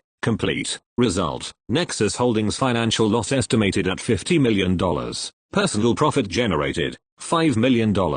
Capital has been transferred to your secure offshore account. New skill unlocked. SSS-Rank micro market manipulation. He had not only provided the diversion Mei needed, but he had also made Nexus pay for the privilege. He looked at Mei, who was holding the USB drive as if it were the Holy Grail. She was no longer just a curious contractor. She was now a loyalist. He had proven he had the power not just to fight their enemy, but to protect her in the process. Ali favorability update. Lin Mei, 70/100, indebted and impressed. That night, Wang Lei did not return to the cramped, run-down apartment that had been his refuge for years. The $5 million sitting in his account wasn't just a number, it was an emancipation proclamation. Using his phone, he located the city's newest and most exclusive residential tower, the Azure Spire's primary competitor. He didn't book a viewing, he digitally purchased the sub-penthouse outright, the entire transaction taking less than 5 minutes. When he arrived, the building manager,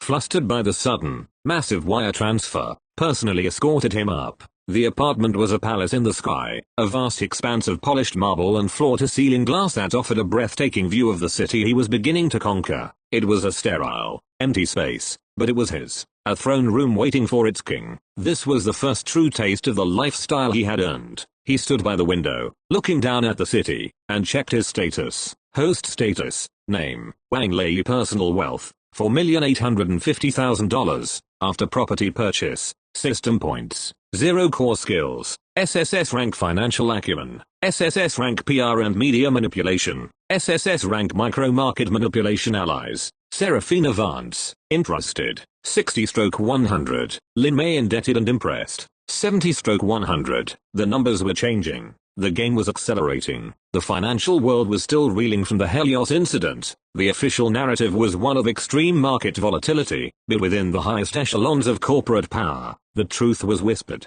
Someone had played Nexus Holdings like a fiddle, costing them a fortune and making them look like amateurs. No one knew who was behind it, but Cassia Thorpe had her suspicions. 2 days after the incident, Wang Lei received a personal invitation, delivered by courier. It was a single, thick card of midnight blue stock, with a simple, elegant message embossed in silver. Mr. Lei, the game has become more interesting. Let us discuss the rules. Dinner, my private table at the Zenith 8 p.m. tonight. CT. It was a summons. Serafina saw the invitation on his desk and her brow furrowed with concern. You're not actually going, are you? It's a trap, Wang Lei. Of course it's a trap, Wang Lei replied, slipping the card into his jacket pocket. But the best way to disarm a trap is to walk right into it with your eyes open. She thinks she can intimidate me or buy me. She needs to learn that I'm not on the market. That evening, Wang Lei arrived at the Zenith, an exclusive restaurant perched atop the city's tallest skyscraper. The decor was aggressively opulent, all black marble, gold fixtures, and panoramic views of the glittering city that made it feel as though you were dining among the stars.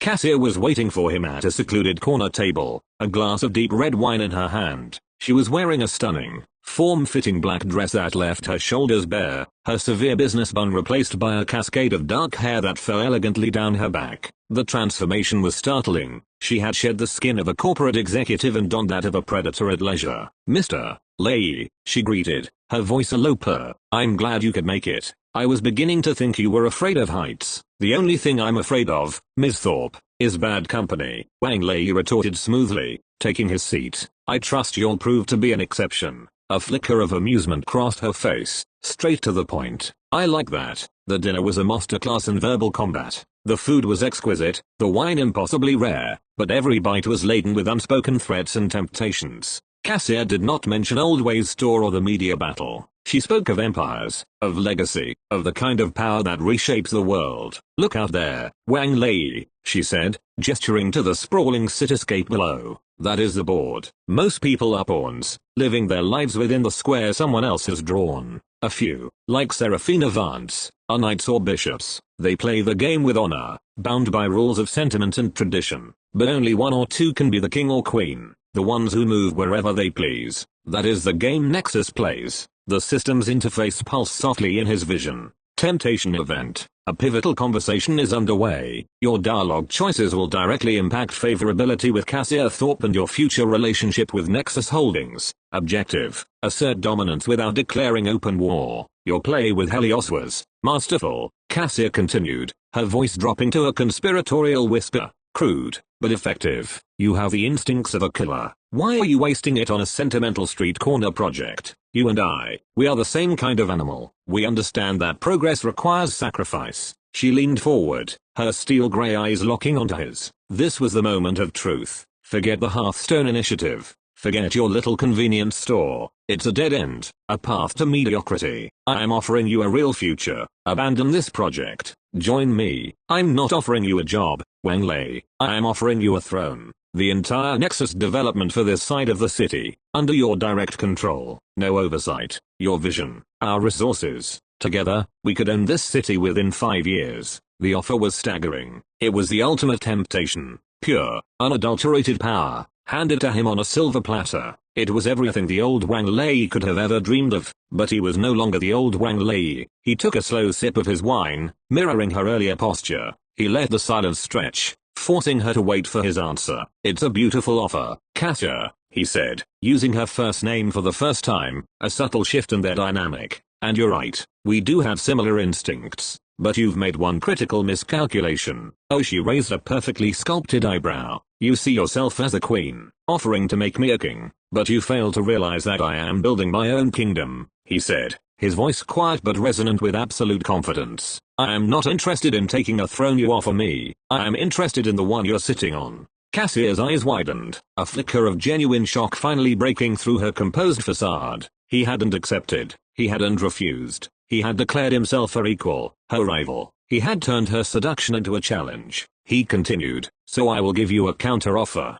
Stay out of my district, let me build my foundation, and perhaps, when I am done, there might be a place for you in my organization." A slow, dangerous smile spread across Cassia's face. The shock was replaced by a look of intense, almost feral, excitement. He had not just resisted her, he had stimulated her ambition in a way no sycophant ever could. He wasn't a pawn to be bought or a knight to be seduced. He was another player in the great game. She shifted slightly in her seat with barely veiled excitement. "You have nerve, Wang Lei," she breathed, a newfound respect in her tone. "I'll give you that." She raised her glass to a more interesting game. Then, Wang Lei clinked his glass against hers. He had walked into the viper's nest, faced her down, and walked out with her respect, however grudging. Temptation event complete. Outcome, dominance asserted. Ally favorability update. Cassia Thorpe, 15/100. Frustrated respect. As he left the restaurant and stepped back into the cool night air, he knew he had made a powerful enemy, but he had also proven to himself, and to her, that he was no longer playing by anyone's rules but his own. The victory over Cassia felt good, but Wang Lei knew an emperor couldn't look like the way he did forever. Before heading to the office, he visited the most exclusive bespoke tailor in the city, a place where his old self wouldn't have dared to look at the window display. He didn't browse. "I need 5 custom suits," he stated to the stunned tailor. "The best materials you have.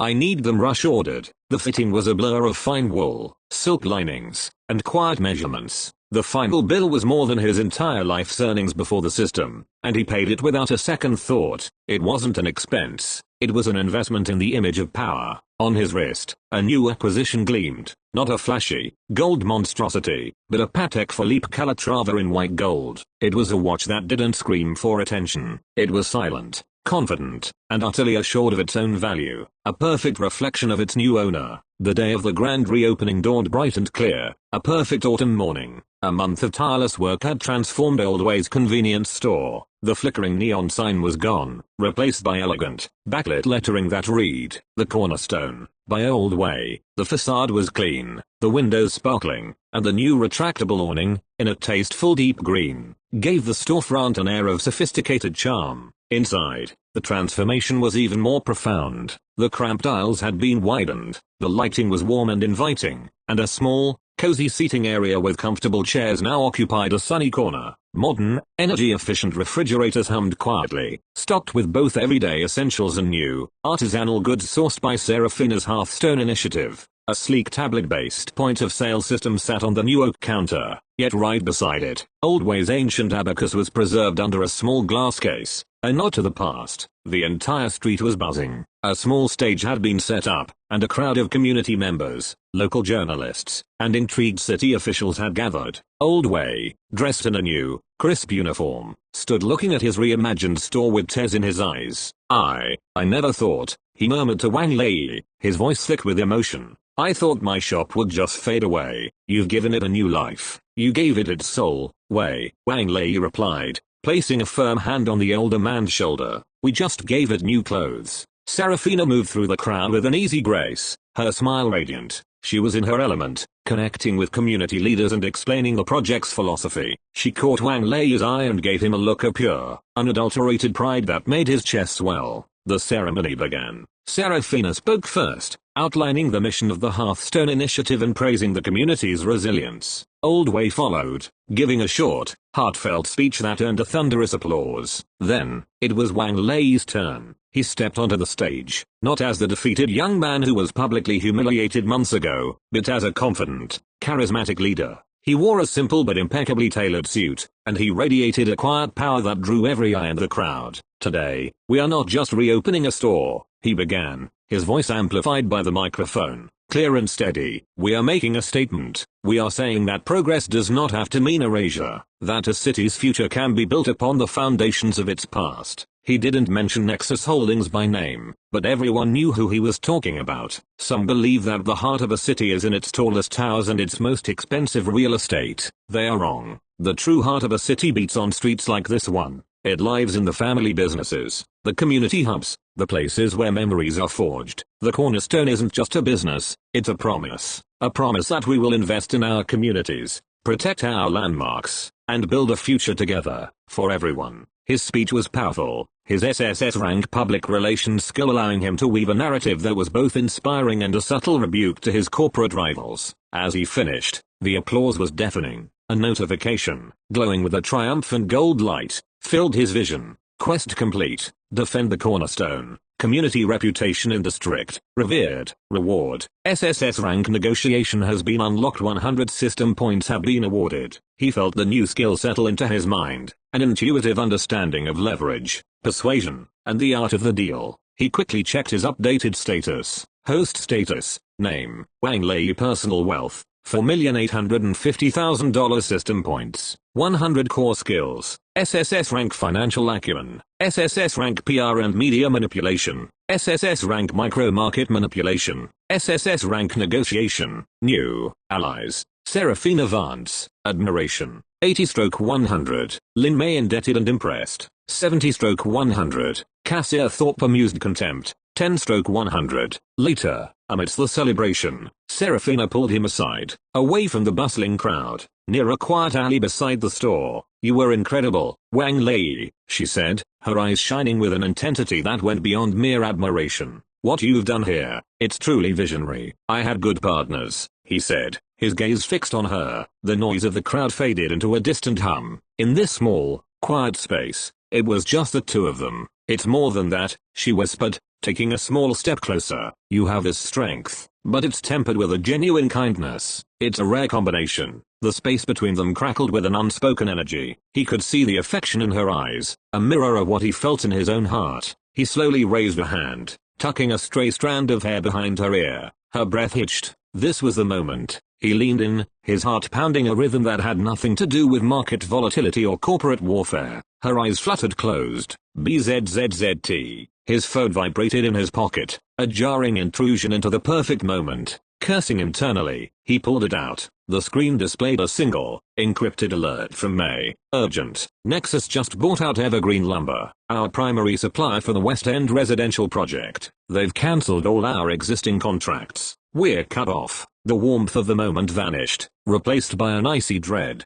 The West End residential project was his next major venture, a low-income housing initiative he was co-developing with Serafina's foundation. Evergreen Lumber was the only local supplier with the capacity to handle their needs. Cassia had wasted no time. Serafina's eyes opened, seeing the sudden, hard look on his face. "Wang Lei, what is it? What's wrong?" He showed her the message. The color drained from her face. He looked from the message on his phone to the triumphant celebration just a few feet away. The victory here, at the cornerstone, was real, but it was just one battle. Cassia had already started the next, much larger, conflict. The war was far from over. It had just begun. The celebratory mood of the grand reopening evaporated like mist in a harsh sun. While the community continued to buzz with excitement, Wang Lei and Serafina were huddled in the now quiet back office, the celebratory cake on the small table untouched. The message from May lay between them like a declaration of war. "Evergreen was our only viable option," Serafina said, her mind already cycling through contingencies. The CEO of the Hearthstone Initiative taking over from the proud partner. Their pricing was competitive,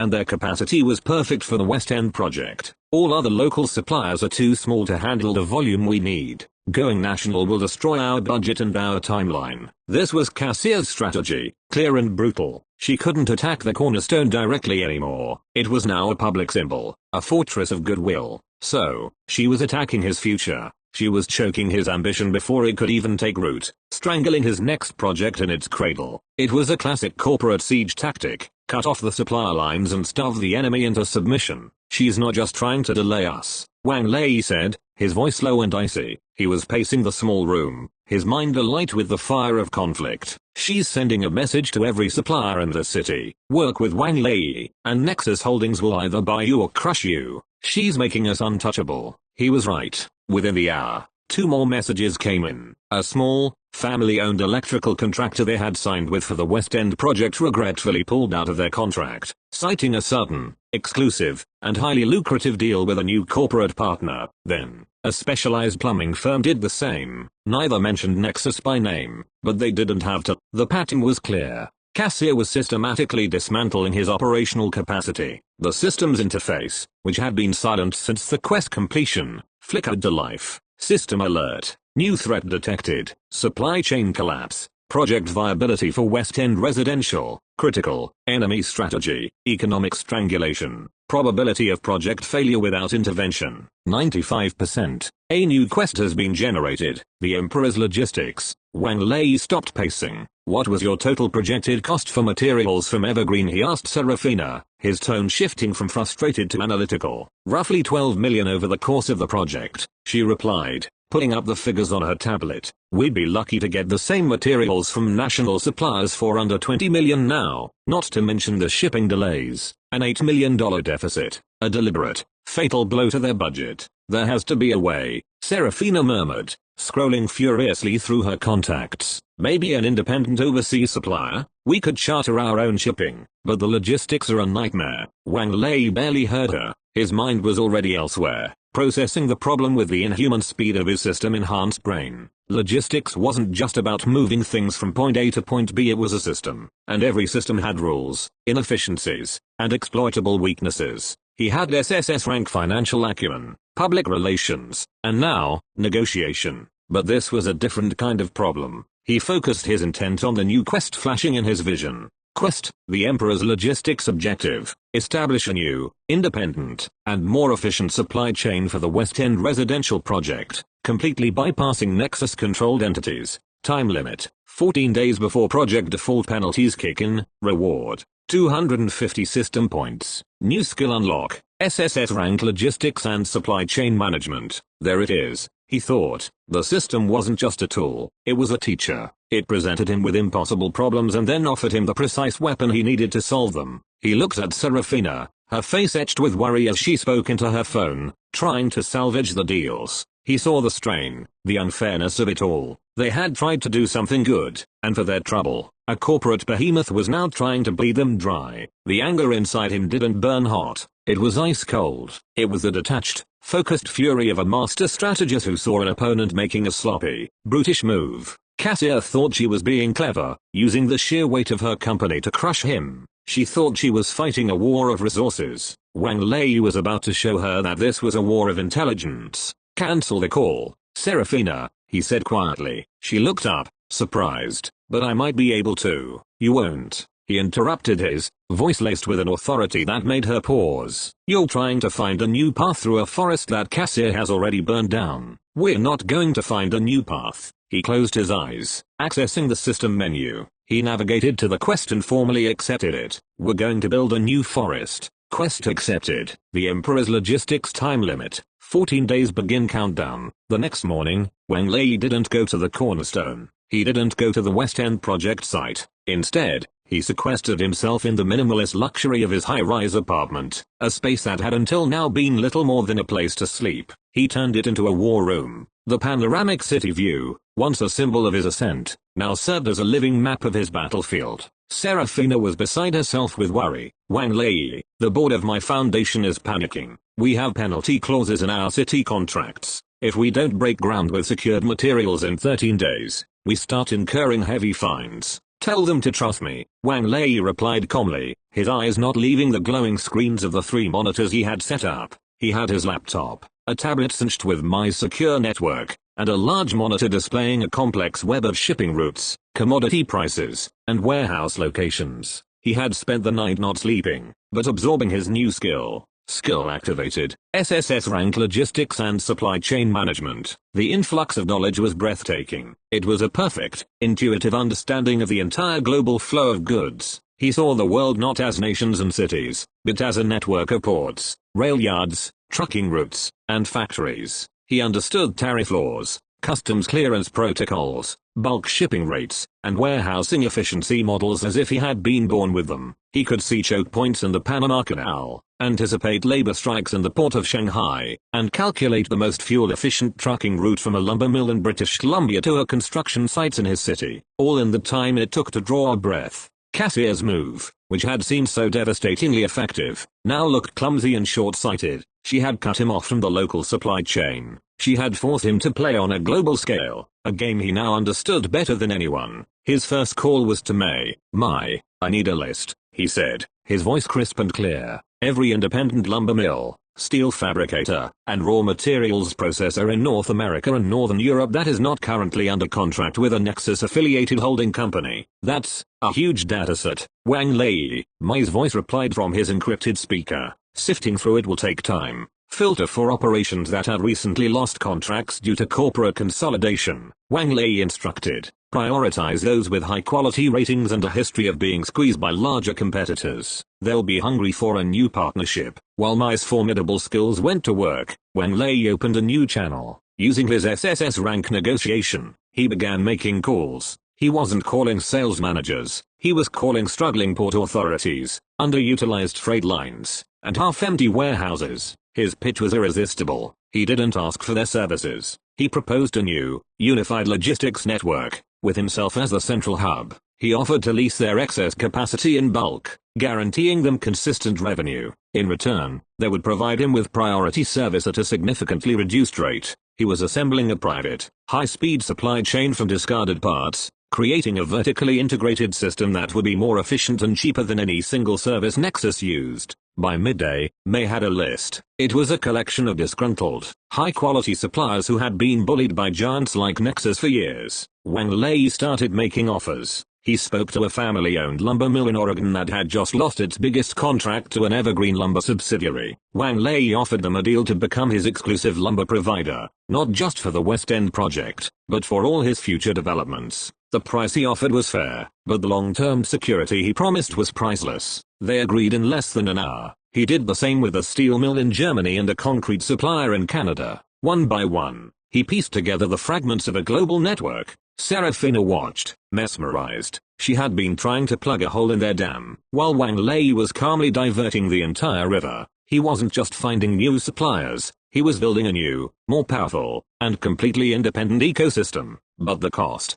Wang Lei, she finally managed to say, looking at the flurry of contracts he was signing. Even with the better rates, the upfront capital to secure all of this at once must be astronomical. Wang Lei smiled. Cassia thinks she's fighting a war of attrition. She wants to bleed my project's budget dry, but my personal finances are a black box to her. He pointed to his profit from the Helios trade. She paid for this. The money she lost in her financial game is now funding the supply chain that will make her logistical game irrelevant. He brought all the pieces together on his central monitor. A lumber mill in Oregon would ship its product via a freight line he now held priority access to, arriving at a port where he had a guaranteed berth, to be loaded onto trucks from a company he had just signed an exclusive deal with, to be delivered to a warehouse he was leasing at a bulk rate. The final calculation flashed on the screen. New supply chain analysis. Total materials cost, $10.5 million.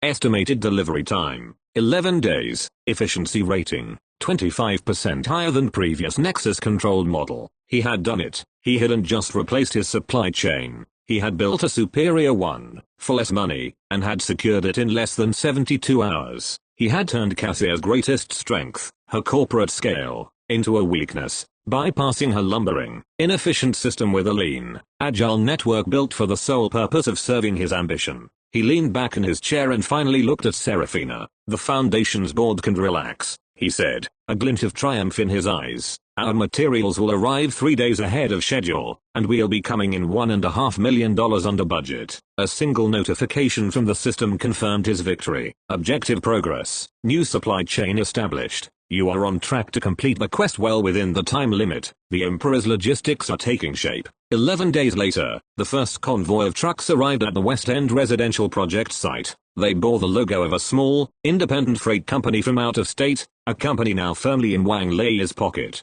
Coded manifests detailed shipments of high-grade Oregon lumber and German steel, all arriving a full 3 days ahead of the deadline. A logistical miracle that sent ripples of shock through the city's construction industry. The groundbreaking ceremony was a resounding success. Serafina, standing beside Wang Lei, looked positively radiant. They had faced down a corporate giant's best shot and had not only survived but thrived. The Hearthstone Initiative's board, once panicked, now viewed Wang Lei as a miracle worker. In her penthouse office across town, Cassia Thorpe stared at a tablet displaying live drone footage of the bustling construction site. The smooth, relentless efficiency of the operation was an affront to her. She had cut off the head of the snake, only for it to grow back stronger and faster. The suppliers were untraceable through their usual channels. The freight companies were ghosts in their system. It was as if Wang Lei had conjured an entire supply chain out of thin air. The humiliation was profound. He's good, she muttered to herself, a dangerous glint in her eyes. Time to change tactics. If we can't stop his supply, we'll poison his well. A week into construction, the first problem arose. It was a minor but irritating issue. A crucial zoning permit that Serafina's team had filed weeks ago was suddenly flagged for a clerical error, delaying a key phase of the foundation work. Serafina, an expert in municipal bureaucracy, was frustrated but dismissed it as typical red tape. Then a second issue occurred. A scheduled inspection from the city's water department was inexplicably cancelled at the last minute, pushing their plumbing installation back by a week. Wang Lei felt a familiar prickle of suspicion. These weren't random acts of bureaucratic incompetence. The timing was too precise, the targets too strategic. Each delay was small on its own, but together they formed a pattern of deliberate, surgical obstruction. It was death by 1,000 paper cuts. This isn't random, Wang Lei said to Serafina one evening as they reviewed the mounting pile of unexpected paperwork. Someone is pulling strings inside the city government, but they're also getting information. They know exactly which permit to flag, which inspection to delay for maximum impact. They know our project schedule as well as we do. Serafina's face paled. That's impossible. The detailed project timeline is confidential, shared only with my senior staff at the foundation and you. The implication was clear. The leak wasn't external, it was internal. The thought was sickening. The Hearthstone Initiative was built on trust and a shared vision. The idea that one of her own people, someone she had hired and mentored, could be betraying them for Nexus was a deep, personal blow. I need to talk to May, Wang Lei said, his expression hardening. He convened a secure, encrypted call between the three of them, himself, Serafina, and May, who appeared as a simple, audio-only icon. We have a leak, Wang Lei stated without preamble. The information is coming from inside the Hearthstone Initiative. It's detailed, real-time project data. I need you to find it. An insider threat, Mai's voice replied, devoid of emotion but sharp with focus. The most dangerous kind. I'll need access to the Foundation's internal network, email servers, file access logs, everything. Serafina hesitated for only a moment. Granting that level of access was a huge breach of protocol, but the alternative was worse. You'll have it, she said, her voice firm. Find them. For the next 48 hours, May became a ghost in their machine. She moved through the Hearthstone Initiative's digital infrastructure with silent, invisible grace. She analyzed patterns, cross-referenced login times with the instances of sabotage, and traced the flow of data. On the second night, she called back. I found him, May stated. His name is Marcus Titus. He's a junior project manager, a good one, by all accounts, ambitious, well-liked. Marcus, Serafina whispered,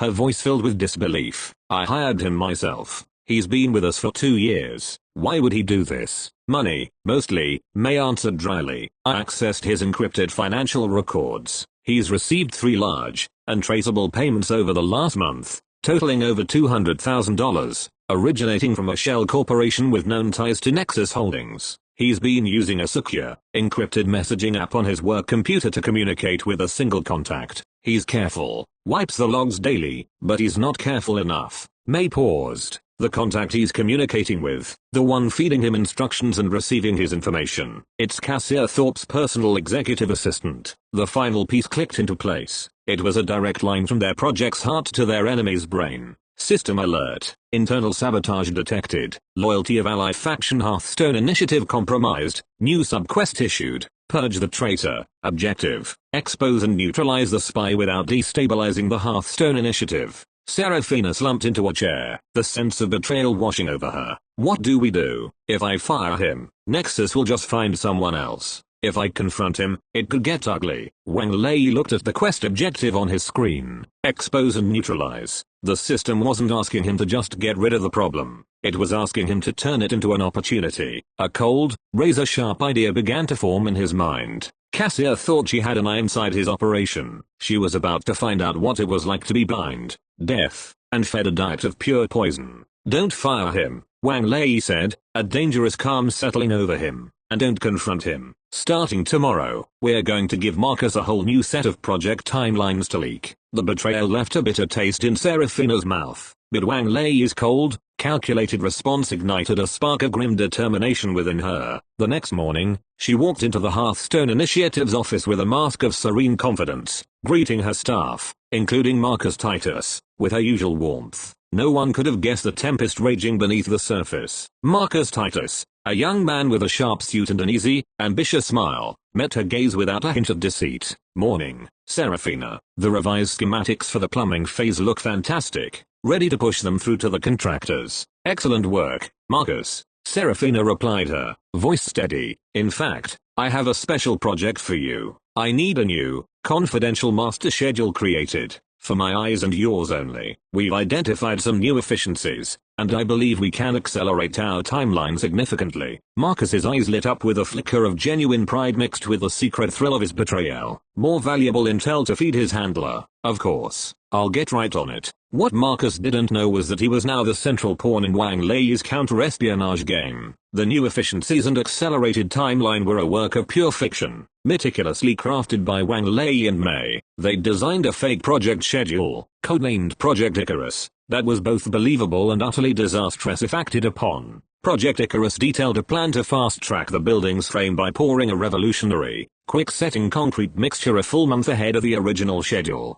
To do this, they would supposedly be rerouting a significant portion of their capital, making a massive, early investment in this new material. The fake documents included fabricated supply contracts, doctored chemical specifications for the concrete, and a projected timeline that showed them finishing the project's main structure weeks ahead of Nexus's presumed intelligence. This is a bait, Wang Lei explained to Seraphina and Mei over their secure channel. The new concrete formula is volatile. It requires a specific, rare chemical stabilizer. Without it, the concrete fails to cure properly, remaining structurally unsound. Cassie's ego won't let us get ahead. When she sees this, her first instinct will be to cut us off from the stabilizer. There's only one regional supplier for that particular chemical, May added, her digital research already complete. A company called Alchemix Industrial. If Nexus buys them out or secures an exclusive contract, they all think they've crippled us at the most critical moment. Exactly, Wang Lei confirmed. They'll be spending millions to corner the market on a chemical for a concrete formula that we have no intention of ever using. As predicted, Marcus Titus dutifully leaked the entirety of Project Icarus to Cassier's assistant. The bait was taken. Within a week, the fallout began. May, monitoring Nexus's financial movements, flagged a massive, unexpected expenditure. Nexus Holdings, through a subsidiary, had just acquired Alchemix Industrial for a price nearly 40% above its market valuation. They had paid a premium to secure their prize. Cassia Thorpe felt the thrill of victory. She envisioned Wang Lei's project grinding to a halt, a half-finished concrete skeleton sitting useless while he scrambled for a non-existent chemical. She had anticipated his move and checkmated him, proving once again that sentiment was no match for ruthless corporate strategy. On the day the fictitious concrete pour was scheduled to begin, Cassia waited with keen anticipation for reports of chaos from the West End site, but the reports never came. Instead, her drone footage showed Wang Lei's team proceeding exactly as per the original schedule, using standard, reliable building materials, their progress smooth and uninterrupted. She stared at the screen in disbelief. The accelerated timeline, the revolutionary concrete, the massive capital investment, it was all a lie. The realization dawned on her with sickening clarity. She hadn't checkmated Wang Lei, she had walked her own queen into a pointless, expensive trap.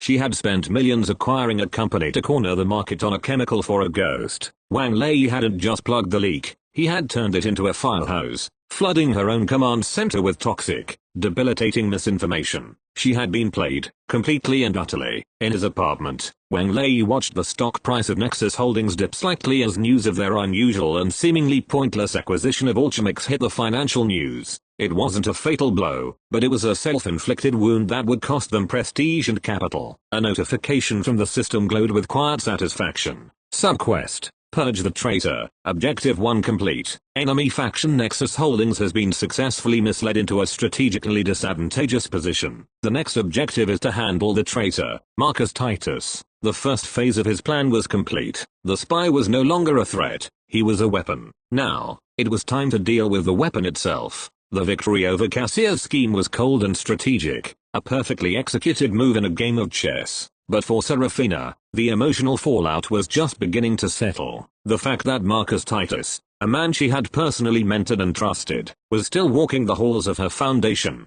greeting her with his practiced, deceitful smile each morning, felt like a constant, grinding betrayal. She maintained her composure at work, playing her part in Wang Lei's brilliant deception. But in the quiet evenings, the weight of it pressed down on her. The Hearthstone Initiative was more than a job, it was her life's work, an institution built on the very principles of trust and community that Marcus had so casually violated. One evening, Wang Lei found her in the small, shared office they had set up at the Cornerstone. Long after Old Wei and the last of the customers had gone home, she was staring blankly at a tablet displaying project budgets, but her eyes were unfocused, lost in thought. The usual vibrant energy that surrounded her had dimmed, replaced by a quiet, weary sadness. The final phase of Project Icarus is complete, Wang Lei said softly, entering the room. Marcus just leaked the failed concrete report to his handler. As of now, Cassia believes our entire structural phase is compromised and that we're scrambling to recover. Serafina didn't look up. That's good, she said, her voice lacking its usual enthusiasm. It was a brilliant plan, Wang Lei, truly. He pulled up a chair and sat beside her, the silence stretching between them. He could analyze financial markets and corporate strategy with inhuman precision, but the nuances of this deep, personal hurt were a territory the system offered little guidance on. It doesn't feel brilliant, she finally admitted, her voice barely a whisper. It feels sordid, having him there, every day, watching him light on my face. It makes me question everything. My judgment, the people I've chosen, the very foundation of what I'm trying to build. A single tear traced a path down her cheek, and she hastily wiped it away, as if angered by the show of weakness. I'm sorry, I should be stronger than this. Stronger, Wang Lei echoed, his voice gentle. Serafina, you're the strongest person I know. You fight for this city's soul every single day. Being hurt when someone betrays that fight isn't a weakness. It's proof that you still have a heart. He reached out with a simple, human tenderness. He placed his hand over hers where it rested on the table. Her skin was cold. Cassia wants to make this a war of attrition, fought with money and lies, he continued, his thumb gently stroking the back of her hand. She wants to drag us down into the mud with her until we forget why we started fighting in the first place. Don't let her. Don't let one broken person break the beautiful thing you've built. His words, simple and sincere, seemed to pierce through the armor of her composure. The carefully constructed dam of her emotions crumbled, and a quiet sob escaped her. She didn't pull her hand away. Instead, her fingers intertwined with his, clinging to his strength. Wang Lei moved his chair closer, wrapping his free arm around her shoulders, pulling her into a gentle, comforting embrace. She leaned against him, her head resting on his shoulder, and allowed herself to cry, for the betrayal, for the ugliness of the fight, for the exhaustion of it all. He didn't offer any more strategic advice or platitudes. He just held her, providing a silent, steadfast anchor in her storm. He felt the warmth returning to her hand, the tension slowly ebbing from her shoulders.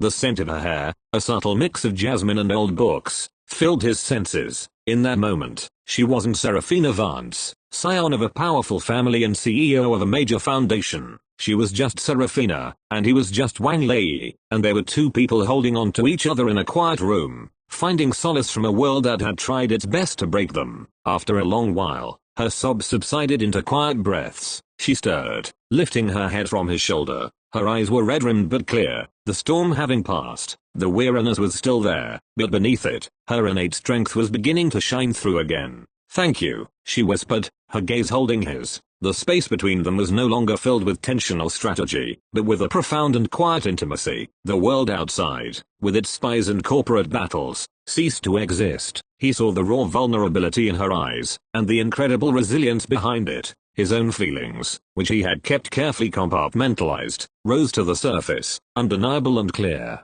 He leaned in slowly, giving her every opportunity to pull away. She didn't. Her eyes fluttered closed as he closed the small distance between them, his lips meeting hers in a kiss that more than the heat of the moment. It was about shelter, understanding, and a deep, shared sense of purpose. It was a promise, silent and profound, a golden light, warmer and more brilliant than any system notification he had ever seen, bloomed in his mind's eye. Ali favorability update, Serafina Vance, 95/100, love, threshold reached, counterattack successful, identity change initiated, status update, Serafina Vance is now designated as primary partner. You have established a bond that transcends strategic alliance. This connection will serve as the cornerstone of your growing empire. New feature unlocked, partner synergy. When working on joint projects with a primary partner, skill effectiveness and success probability are passively boosted. Your destinies are now intertwined. Her success is your success, and her failure is your failure. He pulled back, resting his forehead against hers. The system's message was a confirmation of what his heart already knew. This, right here, was what he was truly fighting for. To protect the goodness and light that Serafina brought into the world, and into his life. The war with Nexus was far from over, but for the first time, he knew with absolute certainty that he would not, could not, lose. The intimate moment with Serafina had solidified Wang Lei's resolve into something as hard and clear as diamond. The fight was no longer just about rectifying his own past humiliation. It was about building a future worthy of her. The passive, reactive phase of their war was over. It was time to take the fight to Cassia. While Nexus Holdings was still operating under the false assumption that his West End project was crippled, Wang Lei made his move. He didn't target Nexus's main corporate body. That was a fortress, too large and well defended for a direct assault. Instead, his gaze fell upon a much more vulnerable, yet strategically vital, target. The company was called Apex Urban Solutions. It was a mid-sized but highly respected engineering and project management firm. Publicly, it was independent, but Mai's deep dive into Nexus's finances had revealed the truth. Apex was a de facto subsidiary, with Nexus secretly owning a controlling 40% of its shares through a web of shadow corporations. Apex was Cassia's quiet weapon, the firm she used to quietly manage the logistics and on-the-ground operations for her most sensitive hostile acquisition projects. It was the brain behind her muscle. More importantly, Apex Urban Solutions was publicly traded. This is our target, Wang Lei declared, pointing to the company's logo on the main screen in his apartment war room. Serafina and May, connected via a secure video link. Look on. Apex, Serafina said, surprised. They have a great reputation. Why them? Because they are the linchpin of Cassia's entire local operation, Wang Lei explained, his voice humming with predatory excitement. And because she thinks they're her secret, she's left them exposed. Mai's icon blinked. Their stock is stable, Wang Lei. To launch a hostile takeover, you'd need to acquire a controlling interest. That's 51%. Nexus already holds 40%. You'd need to buy up 11% of the company on the open market without them noticing, and then convince a huge chunk of the remaining shareholders to side with you. It's nearly impossible. The moment you start buying, the price will skyrocket, and they'll know you're coming. Wang Lei smiled. You're thinking like a normal investor, May. We're not going to buy the shares. Not at first. For the next week, Wang Lei was a ghost in the financial markets. He used the capital he had amassed, including the profits from the Helios trade, with the precision of a master surgeon. He didn't buy Apex stock. Instead, he began quietly buying up the debt of Apex's other major shareholders, the pension funds, the small investment banks, the wealthy family offices that each held a 25% stake in the company. Using his SSS-Rank Financial Acumen, he identified vulnerabilities: a pension fund that was over-leveraged, an investment bank that was desperate for a quick cash infusion to cover a loss elsewhere. He approached them not as a corporate raider, but as a silent financial partner, offering them incredible deals to buy out their distressed assets. In return for the cash, he secured one simple thing: their proxy voting rights for their shares in Apex Urban Solutions. He wasn't buying the company, he was buying its nervous system. He was assembling a phantom army of shareholders who were now financially beholden to him. Simultaneously, he had May launch a whisper campaign, subtly leaking information that showcased Apex's deep, secret ties to the now toxic Nexus brand. He used his PR skills to frame Apex not as a respectable firm, but as the hidden enabler of Nexus's predatory tactics. Doubt began to creep into the market. Apex's stock price, once stable, began to soften. The final piece of the puzzle was Marcus Titus. "Marcus," Serafina said during their morning brief, her voice a model of calm professionalism, "I need you to take the lead on this. It's a preliminary due diligence file for a potential new partner." She slid a folder across the table, its label reading Kestrel Engineering, Strategic Assessment. "It's highly confidential. I want a full breakdown of their assets and liabilities by end of day. For now, keep this strictly between us. It's a very sensitive potential acquisition." The false information shot through the pipeline directly to Cassia. Believing Wang Lei was about to attack a rival, she commanded Nexus to double down on its support for Apex,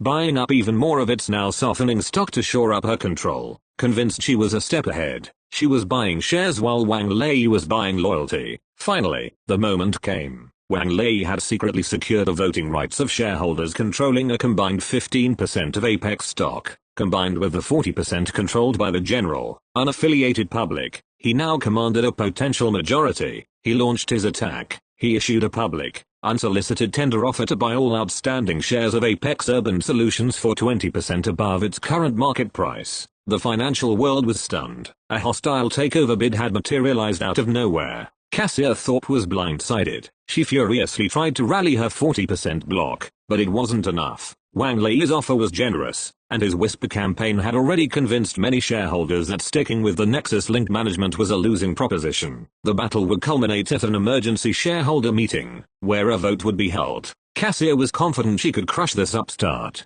but she was walking into an ambush. She was about to find out that the shareholder votes she was counting on no longer belonged to their owners. They belonged to Wang Lei. System quest initiated. The coup d'etat. Objective: successfully execute a hostile takeover of Apex Urban Solutions. The battle for control has begun. The boardroom will be your battlefield. The emergency shareholder meeting for Apex Urban Solutions was held in a sterile, glass-walled conference room that felt more like a surgical theater. Wang Lei had arrived in a new Rolls-Royce Phantom Extended, its silent engine purring to a stop at the curb. He stepped out, the custom Burberry leather interior visible for a moment before the chauffeur closed the door. In the conference room, the air was thick with tension and the scent of expensive cologne. On one side of the massive mahogany table sat Cassia Thorpe, flanked by her team of stone-faced lawyers from Nexus Holdings. She was the picture of corporate authority, her confidence an impenetrable fortress. She controlled a 40% voting bloc and believed the remaining shareholders were a fractured,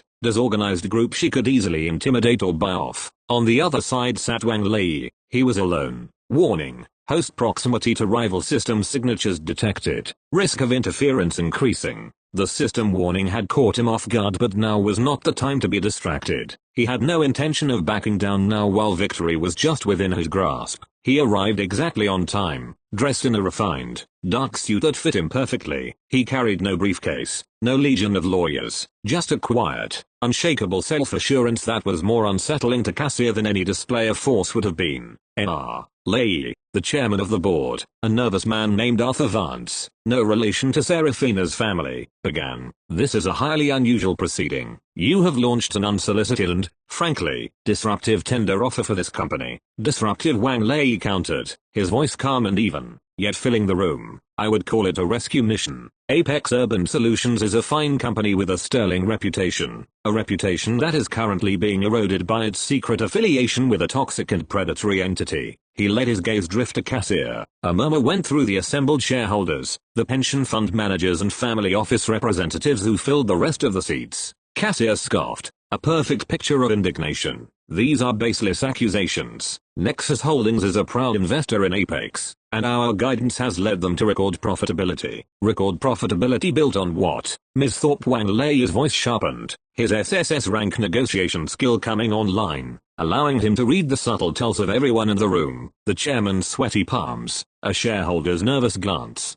Cassier's micro-expression of fury. Was it the kind of guidance that used photoshopped rats to ruin a family business? Or the kind that pressures small contractors out of existence? Or perhaps the kind that plants spies inside charitable foundations? Each question was a perfectly aimed dart. The other shareholders shifted uncomfortably. These were the stories from the Whisper campaign May had orchestrated, and hearing them laid bare in the boardroom gave them a new, terrifying weight. "This is slander," Cassier's lawyer interjected. "Is it?" Wang Lei countered smoothly. He gestured to the screen at the end of the room. "Please direct your attention to the screen." May, working remotely, flooded the display with irrefutable evidence. Among the documents was a chain of internal communications provided by a new source, Victor Lang. Humiliated by his failure with Old Wei and sidelined by Cassier, he had defected, feeding May the final pieces of the puzzle she needed to expose the Nexus Apex link. Financial links between Nexus and Apex, previously hidden under layers of shell companies, were laid bare in a simple, devastating flowchart. Internal Nexus memos detailed the strategy to use Apex as an unmarked tool for their acquisitions. The room fell into a stunned silence. Cassier's face was a mask of cold fury. She had been exposed. "This changes nothing," she finally said, her voice like ice. "This is a vote, not a trial. I control 40% of the voting shares. I call for an immediate vote to reject Mr. Lei's hostile offer." The chairman, looking flustered, nodded. "A vote has been called. All in favor of rejecting the tender offer, signify by raising your hands." Cassie raised her hand instantly, a gesture of absolute authority. Her lawyers followed suit. She scanned the table, a predatory smile on her lips, expecting to see a smattering of other hands go up, enough to secure her victory. But no other hands were raised. The pension fund manager whose company debt Wang Lei now owned kept his hands firmly on the table. The head of the investment bank stared straight ahead, his expression unreadable. The matriarch of the wealthy family office gave Wang Lei a subtle, almost imperceptible nod. One by one, the shareholders she had counted on as disorganized sheep revealed themselves to be part of Wang Lei's wolf pack. Cassier's smile faltered. A dawning horror crept into her eyes as she looked from their impassive faces to Wang Lei's calm, knowing expression. "What is this? What have you done?" "The vote to reject has failed," the chairman announced, his voice trembling slightly. "We will now vote on the motion to accept Mr. Lei's tender offer and initiate the transfer of control." "This is outrageous," Cassier exploded, rising from her seat. "I demand to know what kind of backroom deals you've made." Wang Lei finally allowed himself a small, cold smile. "It's called leverage, Cassier, a concept you should be familiar with. You thought you owned their stock. I, on the other hand, took the time to understand their needs. I didn't buy their loyalty. I earned it by solving problems you helped create." The chairman called for the second vote. Wang Lei raised his hand, and this time, he was not alone. Around the table, hand after hand went up, a silent, disciplined cascade of support that represented a 55% majority. It was over. The vote was a landslide.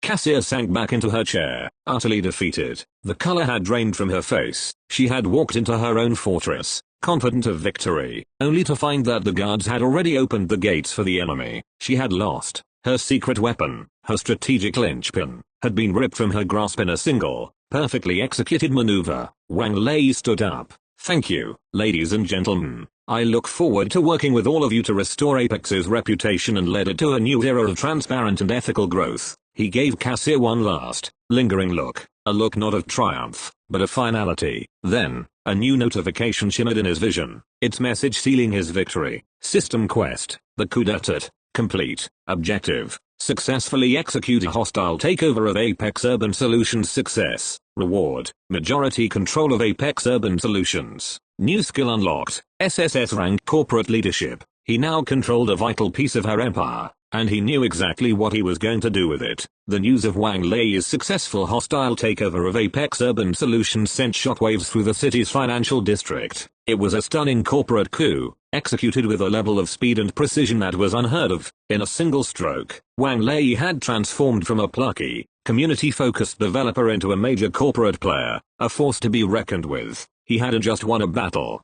he had captured a fortress. The aftermath in the boardroom was a scene of quiet devastation for the losing side. Cassier Thorpe sat motionless, her team of lawyers packing their briefcases in a stunned, funereal silence. The other shareholders were already conversing in excited, hushed tones, gravitating towards Wang Lei, the new center of power. Wang Lei waited until the room had almost cleared. Only he and Cassier remained, Two silent predators on opposite sides of a bloodless battlefield. She finally looked up, her steel gray eyes, usually so full of fire and command, now holding a complex mixture of fury, disbelief, and a grudging, bitter respect. "How?" she asked, her voice a hoarse whisper. It was the only word she could manage. "You saw the board as a collection of assets. I saw them as a network of people with problems," Wang Lei replied simply. "You offered them authority. I offered them solutions. My offer was better." He walked around the table until he stood before her with the calm assessment of a victor. "Apex is mine now, Cassia. Its contracts, its personnel, its intimate knowledge of all of Nexus's ongoing operations. It's a sharp dagger, and it's pointed directly at the heart of your local empire." He let the threat hang in the air, allowing her to fully comprehend the magnitude of her loss. She had not just lost a subsidiary, she had armed her greatest rival. Then, he extended an offer that was as shocking as his takeover. "But I am not a wrecker," he continued, his tone shifting from conqueror to strategist. "An asset like Apex, and a talent like yours, would be wasted in a protracted, mutually destructive war. So I am offering you a choice." He slid a single sheet of paper across the polished table towards her. It was a one-page employment contract. "I am restructuring Apex's leadership. I will be chairman. I need a new CEO to run the day-to-day operations. Someone who understands the company inside and out. Someone ruthless, brilliant, and intimately familiar with our primary competitor." He paused. "I'm offering the position to you." Cassia stared at the paper as if it were a venomous snake. The sheer audacity of it was breathtaking. He had humiliated her, dismantled her strategy, and seized her asset, and now he was offering her a job to run it for him. It was the ultimate power play, an act of conquest so complete that it absorbed the vanquished into the victor's own body. "You want me to work for you?" she scoffed, a bitter laugh escaping her lips. "You want me to be your pawn after all this?" "No," Wang Lei said, his gaze intense. "I don't want a pawn. Pawns are predictable. I want a queen. A queen who has been cornered and recognizes the strength of the player who outmaneuvered her. You serve Nexus out of ambition. I am offering you an opportunity to serve your own talent, under a leader who has proven he can win." He was appealing to the core of her being, not her loyalty, but her pragmatism and her deep-seated respect for power. Working for him would be a humiliation, but refusing would mean being cast out, a general with no army, left to watch from the sidelines as he used her own weapon against the empire she had helped build. The internal conflict was a war raging in her eyes. Her pride screamed at her to rip the paper to shreds, to fight him to the bitter end. But the cold, hard logic that had guided her entire career whispered a different truth. He had won. He was a stronger player. Aligning with strength was the only logical move. The system's interface shimmered, displaying the final objective of his campaign. System quest: subdue the rival. Objective: force Cassia Thorpe to acknowledge your superiority and accept a position under your command. Her decision will determine the future of your conflict and unlock your next major reward. He watched her, giving her the space to make the choice. This wasn't about breaking her spirit, but about redirecting her formidable energy. He was not just neutralizing a threat, he was acquiring a powerful, if dangerous, asset. Finally, with a slow, deliberate movement that seemed to cost her every ounce of her pride, Cassia Thorpe reached out and pulled the contract towards her. She didn't read it. She already knew what it represented. Her hand trembled slightly as she took a pen from her jacket. She signed her name at the bottom with a sharp, angry flick of her wrist. It was an act of surrender, an oath of fealty, a declaration that the game had a new master. She pushed the signed contract back across the table. "Fine," she bit out, the word sharp as glass. "You win, Chairman. Let's see what kind of kingdom you can build." She had submitted. The rivalry had transformed into a new, complex, and volatile hierarchy. Quest complete. Subdue the rival. Reward: absolute loyalty of Apex Urban Solutions secured. New skill unlocked. SSS-Rank Corporate Leadership. The Nexus War arc is approaching its conclusion. Your power in the city has been solidified. Wang Lei took the contract, a silent acknowledgement of his total victory. He had not just defeated his rival, he had conquered her. The most dangerous woman in the city now worked for him. The day after Cassia signed her contract, she is given her first official order by Wang Lei via a simple text: deal with Marcus Titus. That morning Marcus was called into the Hearthstone office, not by Serafina, but by Cassia. He enters, smiling, expecting a new assignment and perhaps a bonus for his good work. "Marcus," Cassia begins, a folder in her hands. "We need to discuss your future. You've been doubly productive." She opens the folder, revealing printed screenshots of his encrypted bank transfers from Nexus and his messages with her former assistant. The color drained from his face. I can explain. No, Cassia says, her voice devoid of any emotion. You can't. Your employment here is terminated. As for your signing bonus from Nexus, she smiles. A terrifying, razor-thin smile. Consider it forfeit. I have already informed their legal department of your security breach. You betrayed my former employer, and you betrayed my current one. In this city, that means you no longer exist. You can't do this, he pleads. I just did, Cassia replies, turning back to her work. Security will see you out. Marcus's firing was a start. The real test of the new hierarchy came 3 days later, however. A critical zoning variant for the Azure Spire project was up for debate. Wang Lei called a meeting with his 2 chief lieutenants in his penthouse war room. We have 2 options, he began. Option A is Seraphina's proposal. Through Hearthstone, we allocate 15% of the total residential space to affordable housing and dedicate the entire ground floor to a public park. It will earn us immense goodwill with the city council and fast-track our permits, but it reduces our projected profit margin by 18%. He then turned to Cassia. Option B is Apex's proposal. We minimize the affordable housing component to the legal bare minimum of 5% and develop the ground floor into a luxury retail concourse. It will be a tougher fight with the council, but it increases projected profits by a full 25%. He looked at them both. Convince me. Seraphina spoke first, her voice full of passion for her community-first vision. Cassia followed, her arguments sharp, logical, and focused entirely on power and profit. It was a perfect representation of their 2 philosophies. The choice was his. System choice presented. Your decision will impact ally favorability and define the core philosophy of your empire. A. The Hearthstone path, moral high ground. Seraphina Fav +5, Cassia Fav -10. B. The Apex path, ruthless profit, Cassia Fav +10, Seraphina Fav -5. C. The third way, requires SSS rank negotiation. Wang Lei held up a hand.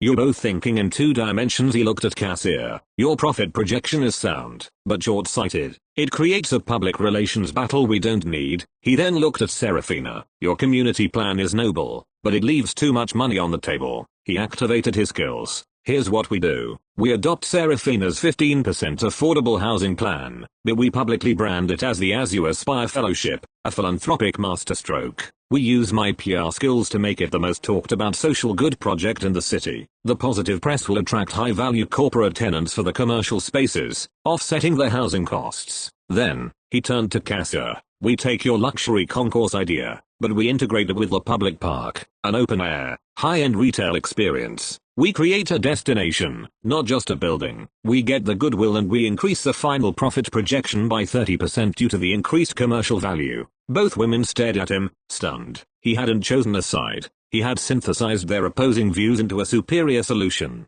Third way chosen. SSS-Rank Negotiation Leadership Success Ally Favorability Update. Seraphina Vance. 97/100. Ord. Ally Favorability Update. Cassia Thorpe. 55/100. Impressed respect. The first meeting of the new Apex Urban Solutions leadership was held 2 days later, in the very same boardroom where Cassia had been dethroned. The atmosphere was electric. Wang Lei sat at the head of the table, a position that felt both natural and deeply earned. To his right sat Seraphina, representing the Hearthstone Initiative as a key strategic partner. To his left, in the seat reserved for the CEO, sat Cassia Thorpe. Her submission was not meek. She arrived dressed in her usual immaculate, armor-like business attire, her expression a mask of cold professionalism. If she felt any lingering humiliation, she buried it deep beneath layers of icy composure. She was a weapon, and she would serve her new master with the same ruthless efficiency she had served her old one. Her pride would demand nothing less.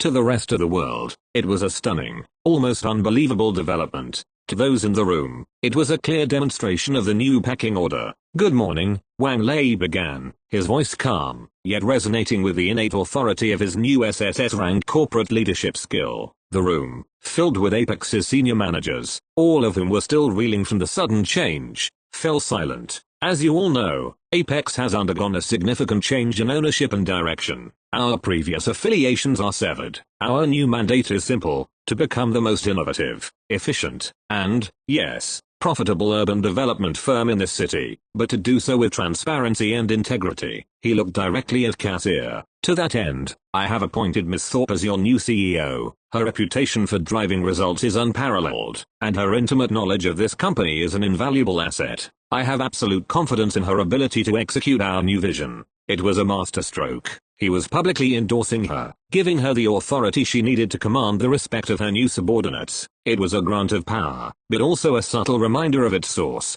him. Cassia, in turn, accepted the role with a chilling grace. She stood and laid out her initial 30-day plan. It was brilliant, aggressive, and ruthlessly efficient. She identified redundancies from the Nexus era, proposed new performance metrics, and outlined a strategy to leverage their newfound independence to poach clients who had grown weary of Nexus's predatory practices. She spoke with the fire and precision of a general rallying her troops, and any doubts the senior managers had about her commitment were instantly erased. Yet, throughout her presentation, she would periodically, almost unconsciously, glance at Wang Lei, seeking a flicker of approval, an infinitesimal nod. It was a gesture of fealty, a silent acknowledgement of her new position in the hierarchy. A new notification appeared in Wang Lei's private view. Ally favorability update. Cassia Thorpe, 50/100, submissive respect, analysis. Subject's loyalty is currently bound by respect for superior power and a pragmatic desire to remain in the game. Her ambition remains a volatile element. Caution is advised. He knew her loyalty was conditional, a respect earned through conquest. She was a tamed wolf, powerful, useful, but never to be fully trusted. For now, however, she was a formidable tool pointed in the direction he chose. After the meeting, Cassia approached him as the other executives filed out. Your strategy is sound, she said, her tone devoid of its earlier warmth or antagonism. It was purely professional. Severing the non-essential Nexus contracts and rebranding as an independent will attract a new client base. It was your strategy, Cassia, Wang Lei corrected gently, outlined on page 3 of your proposal. I just gave you the platform to execute it. A complex emotion flickered in her eyes. He had acknowledged her contribution as a valued strategist. It was a small gesture, but it subtly shifted their dynamic from one of pure submission to a more functional, if still unequal, partnership. The board will need a full financial review of all Nexus Era projects by Friday, she stated, reverting to business. I trust your report will be thorough, Wang Lei replied.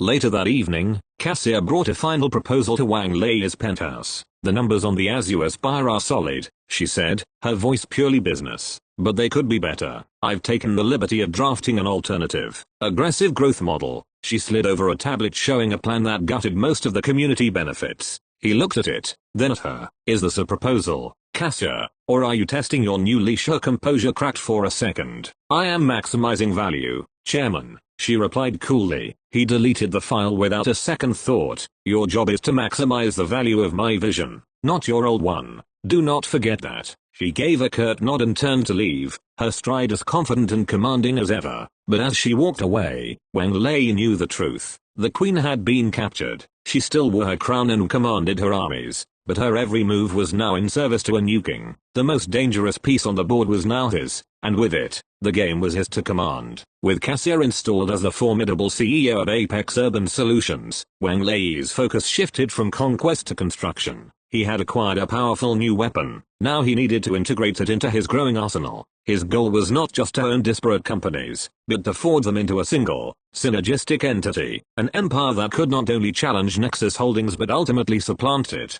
He called a strategic summit, not in a corporate boardroom, but in the grand salon of his penthouse, which now looked less like a sterile apartment and more like a command center. A massive, single-slab Calacata marble table dominated the center of the room. On one wall, a museum-quality abstract painting by Zhao Walqi, an 8-figure acquisition he made on a whim, provided a splash of color against the minimalist decor. The air hummed with the quiet power of Mai's newly installed, bespoke network infrastructure. The attendees were the pillars of his new order. Seraphina, the heart of his operation, representing the ethical and community-focused vision of the Hearthstone Initiative. Cassia, the sharp, pragmatic edge, representing the corporate power and operational efficiency of Apex. And May, a remote presence on a large, secure monitor, representing the unseen but critical world of digital intelligence and security. It was a council of war, but also a council of creation. Welcome, Wang Lei began, looking at the three powerful women who were now inextricably linked to his destiny. Up until now, we have been operating as separate entities allied against a common foe. That phase is over.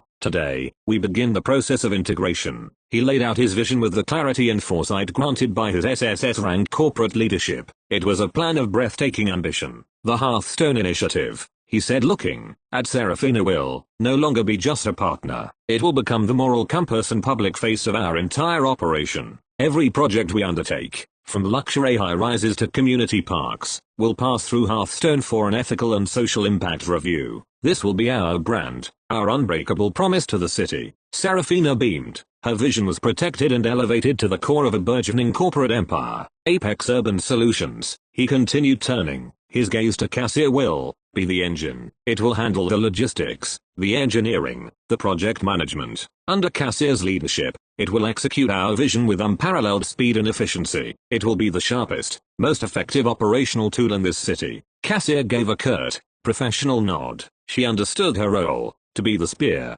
guided by the principles she had once scorned. The logic of it was undeniable. And May, he said, looking at the monitor, you are our shield and our eyes. You will establish a new, unified cybersecurity division that will protect the digital infrastructure of all our combined operations. You will also head our new market intelligence division, ensuring we are never blindsided again. May's avatar remained static, but he could feel her sharp intellect processing the vast new scope of her responsibilities. It was a challenge she would relish. The genius of his plan was in the synergy. Hearthstone's community projects would now have the full engineering and logistical power of Apex behind them, allowing them to take on larger, more impactful work. Apex, in turn, would gain a veneer of social responsibility that would open doors to city contracts and partnerships that Nexus, with its toxic reputation, could never hope to secure. The entire operation would be protected by May's digital fortress. Our first joint venture will be the Azure Spire project, Wang Lei announced,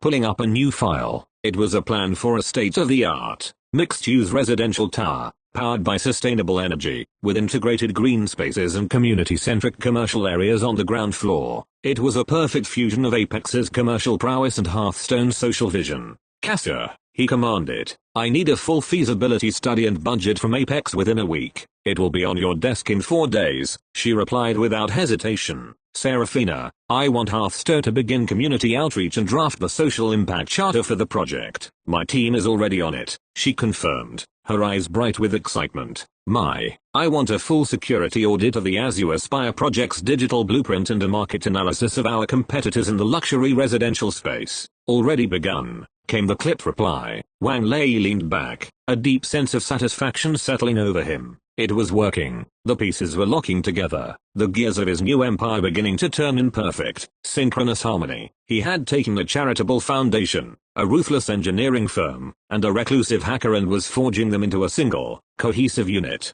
He was no longer just a player in the game. He was building his own board, with his own rules, and his new empire, built on a unique fusion of principle and power, was poised to change the city forever. While the newly integrated machine of his empire began to whir, Wang Lei turned his attention to its most vital, and most vulnerable, component. Lin Mei, she was the ghost in his machine, the silent architect of his digital victories, yet she remained a freelancer, a contractor operating from the shadows of internet cafes and nondescript apartments. This was a massive security risk and, more importantly, an unfitting status for someone so instrumental to his success. He sent her a simple, encrypted message. Time for an upgrade. I'm sending a car. Black Rolls-Royce Ghost. Don't argue with the driver. An hour later, May was ushered into the lobby of a gleaming, ultra-modern skyscraper in the heart of the city's burgeoning tech district. It wasn't as tall as the corporate towers downtown, but it was sleeker, newer, pulsing with the energy of innovation. A concierge, clearly expecting her, led her directly to the penthouse floor. The elevator doors opened not into a residence, but into a breathtaking, state-of-the-art office space. Floor-to-ceiling windows offered a 360-degree view of the city. The open-plan area was filled with ergonomic workstations, collaborative pods, and server racks humming with quiet power. In the center of it all, standing beside a holographic data display, was Wang Lei. May stood in the doorway, momentarily speechless, her usual stoicism giving way to wide-eyed astonishment. What is this? This is your new headquarters, Wang Lei said with a smile. Welcome to Aegis Intelligence. He gestured around the space. This entire floor is yours. It's equipped with a quantum encrypted closed network, a top-of-the-line server farm with redundant backups on 3 continents, and enough processing power to run a small country. It's fully soundproofed, electromagnetically shielded, and has a direct, high-speed fiber line that doesn't route through any public exchanges. It is, for all intents and purposes, a digital fortress. May walked slowly into the room, running a hand along a cool metal server rack. She looked at the server status lights, the network architecture diagrams on the wall, the sheer, overwhelming capability of it all. It was every piece of hardware she had ever dreamed of, a playground of infinite technological potential. Why, she asked, her voice barely a whisper, as she looked at him. Because you are the shield of this entire operation, Wang Lei stated, his voice ringing with sincerity. You've been operating with one hand tied behind your back, using your brilliance to fight a war from the shadows. I'm untying your hands. This is your armory. He led her to the central office, a glass-walled command center that overlooked the entire floor. On the desk was a single folder. This isn't just a new office, May. It's a new company, he said, opening the folder. Inside were incorporation documents. Aegis Intelligence is a new, wholly owned subsidiary of my parent company. It will serve as the exclusive cybersecurity and market intelligence division for all our ventures. Hearthstone, Apex, and everything that comes after. And you, he slid a final document toward her, are its president and CEO. May stared at the document. Her name was there, in black and white. Lin May, Chief Executive Officer. It came with an executive salary that made her eyes widen and a significant block of equity that made her a wealthy woman overnight. She had sought him out for protection, for a chance at revenge against Nexus. She had become his ally out of respect for his power and strategy. But this was something else entirely. He wasn't just rewarding her, he was empowering her. He was giving her a kingdom of her own, a legitimate, powerful entity built around her unique talents. He was giving her a name, a title, and a future far beyond what she had ever imagined for herself. For the first time since he'd met her, May's sharp, analytical eyes misted over. The wall of professional detachment she had built around herself for years finally cracked. No one has ever believed in me like this, she said, her voice choked with an emotion he had never heard from her before. Your work speaks for itself, Wang Lei said gently. I'm just giving you the platform you deserve. He had secured her skills with their first deal. He had earned her respect with his power, but with a single, profound gesture of trust and empowerment, he had forged something far stronger. He had earned her absolute, unshakable loyalty. A final, satisfying notification confirmed it. Ali favorability update. Lin May, 90/100. Devotion. A crucial pillar of your empire has been fortified. Your technological and intelligent superiority is now undisputed. May looked up from the contract, her eyes shining with a fierce, newfound purpose. Thank you, Wang Lei, she said, her voice now steady and firm. No one will ever touch your empire. I'll make sure of it. The reclusive hacker was gone. In her place stood the powerful CEO of Aegis Intelligence. As he left May to explore her new kingdom, Wang Lei took a mental inventory. His empire had its pillars, his allies were empowered and loyal, and his own status had reached a new plateau. Host status, title, Chairman, Apex Urban Solutions, Founder, Aegis Intelligence. Personal wealth, $127,550,000, after significant capital investments. System points, 250 core skills, SSS-Rank Financial Acumen, SSS-Rank PR and Media Manipulation, SSS-Rank Micro Market Manipulation, SSS-Rank Negotiation, SSS-Rank Corporate Leadership, SSS-Rank Logistics and Supply Chain. MGT Allies, Serafina Vance. Primary partner, love, 97/100. Cassia Thorpe CEO impressed respect, 55/100. Lin May CEO devotion, 90/100. He was ready for the next phase. The annual Starlight Gala, the city's most prestigious philanthropic event, was the undisputed peak of the social calendar. It was a gathering of old money, new power, and political influence, a place where fortunes were pledged and hierarchies were silently affirmed under the glitter of crystal chandeliers. In previous years, Wang Lei wouldn't have even been allowed through the service entrance. This year, he was the guest of honor. His arrival caused an immediate, hushed ripple through the opulent ballroom. He wasn't alone. On his arm was Serafina Vance, looking breathtaking in a custom Atelier Versace gown of shimmering silver, embroidered with thousands of Swarovski crystals gleaming like woven moonlight. Her grace and lineage were undeniable, but tonight, she shone with an additional luster, the glow of a woman in love, standing beside her partner. Wang Lei himself was the picture of understated power in a bespoke Tom Ford tuxedo, with mother-of-pearl cufflinks engraved with his initials, and a Vacheron Constantine patrimony on his wrist. They were no longer just Wang Lei, the mysterious corporate raider, and Serafina Vance, the beloved philanthropist. As they entered the room together, their linked arms and easy intimacy sent a clear, unambiguous message to the city's elite. They were the new center of gravity around which the city would now revolve. They were the city's new power couple. The change in his reception was palpable. The magnates who would have once dismissed him now approached with deferential smiles, eager to catch a moment of his time. The politicians who had ignored his calls now clapped him on the back as if they were old friends. They saw not just the man who had outmaneuvered Nexus, but the man who stood beside the heart of the city's respected Vance family. Wang Lei navigated the complex social currents with an effortless grace, a product of his inherent intellect and the subtle guidance of his leadership skills. He was charming, attentive, and spoke with a vision for the city that was both inspiring and backed by the clear, formidable power of his new empire. Wang Lei, an incredible turnaround with the Apex Group, one portly industrialist bellowed. A masterstroke. Apex is in excellent hands with its new CEO. Wang Lei would reply smoothly, subtly reinforcing his control. Serafina, my dear, the Hearthstone Initiative's work on the West End project is simply marvelous, a society matriarch commented. Thank you, Serafina would answer, her smile radiant. But it's truly a collaborative effort. Wang Lei's vision for integrating community and commerce is what makes it possible. With every interaction, they reinforce their narrative, a partnership of power and principle, of ambition and soul. From a shadowed alcove, Cassia Thorpe watched them, a glass of champagne in her hand. She was here as the CEO of Apex, a powerful figure in her own right, but she understood her place in the new order. She observed Wang Lei's smooth command of the room with a professional, analytical eye. He was a natural. Her earlier assessment of him as a crude killer had been laughably wrong. He was an emperor, and he was consolidating his court. Later in the evening, Hadrian Vance, looking regal and immensely proud, joined Wang Lei and Serafina. He placed a hand on both their shoulders. I must confess, Mr. Lei, Hadrian said, his voice loud enough for those nearby to hear. When my granddaughter first spoke of you, I was skeptical. Now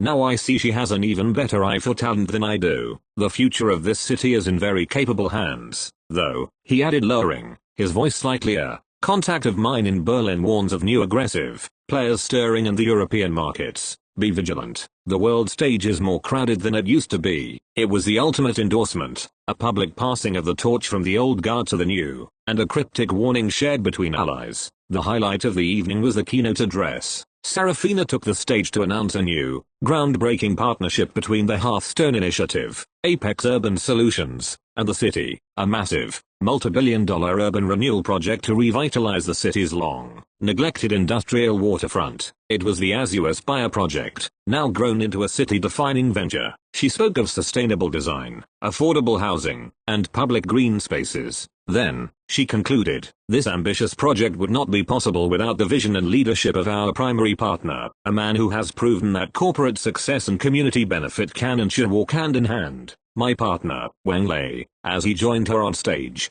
the ballroom erupted in a standing ovation. The applause was a thunderous confirmation of his new status. He stood beside Serafina, his hand finding hers, and looked out at the sea of powerful faces. These were the people who had once inhabited a world utterly beyond his reach. Now, they were all looking up at him. His gaze swept the room, a silent king surveying his court. But as his eyes drifted towards the back of the grand ballroom, near the entrance, his smile faltered. His blood ran cold. Standing there, looking out of place and utterly insignificant amidst the splendor, were two figures from a past he had almost forgotten, Zhang Min and Magnus Croft. For a fraction of a second, the glittering ballroom seemed to vanish, the applause fading into a distant roar. Wang Lei was transported back to the cold, polished floor of the Grand Galleria, the scent of expensive perfume, the sting of public humiliation. He saw Zhang Min, her face a mask of disdain. He saw Magnus Croft, smirking with the easy arrogance of inherited wealth. The memory, once a source of burning shame, now felt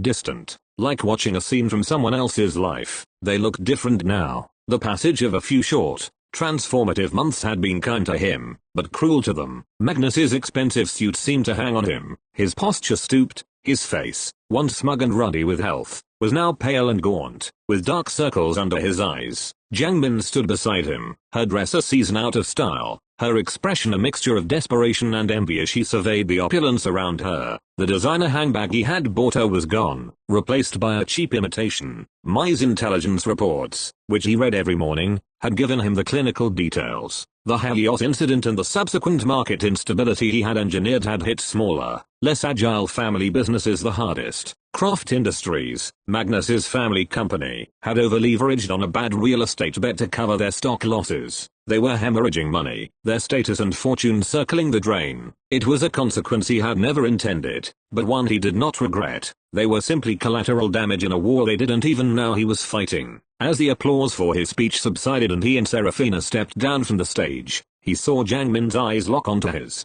There was no recognition of the licking dog she had discarded. She saw only what everyone else saw. Wang Lei, the new titan of industry, the partner of the beloved Serafina Vance, the man at the center of the city's universe. Her expression shifted. The envy was replaced by a sudden, rapacious glimmer of opportunity. Leaving a stunned Magnus behind, she began to move through the crowd, her path a direct, determined line toward him. Serafina sensed the subtle shift in his demeanor, the sudden tension in his hand. "Wang Lei, is everything alright?" she asked, her voice soft with concern. "Just a ghost from a past life," he murmured, his gaze never leaving Zhang Min's approaching figure. "Don't worry, it can't hurt me." Just as Zhang Min was about to reach them, her path was intercepted. Cassia Thorpe, a glass of champagne in hand, stepped gracefully in front of her, a picture of lethal elegance. "I'm sorry," Cassia said, her voice smooth as silk but cold as ice. "Mr. Lei is in a private conversation. You'll have to wait." Cassia didn't know who Zhang Min was, but she recognized a bottom feeder when she saw one, and her new loyalty, however complex, included acting as her chairman's gatekeeper. A moment later, Mei, having left her high-tech command center for the rare public appearance, materialized on their other side.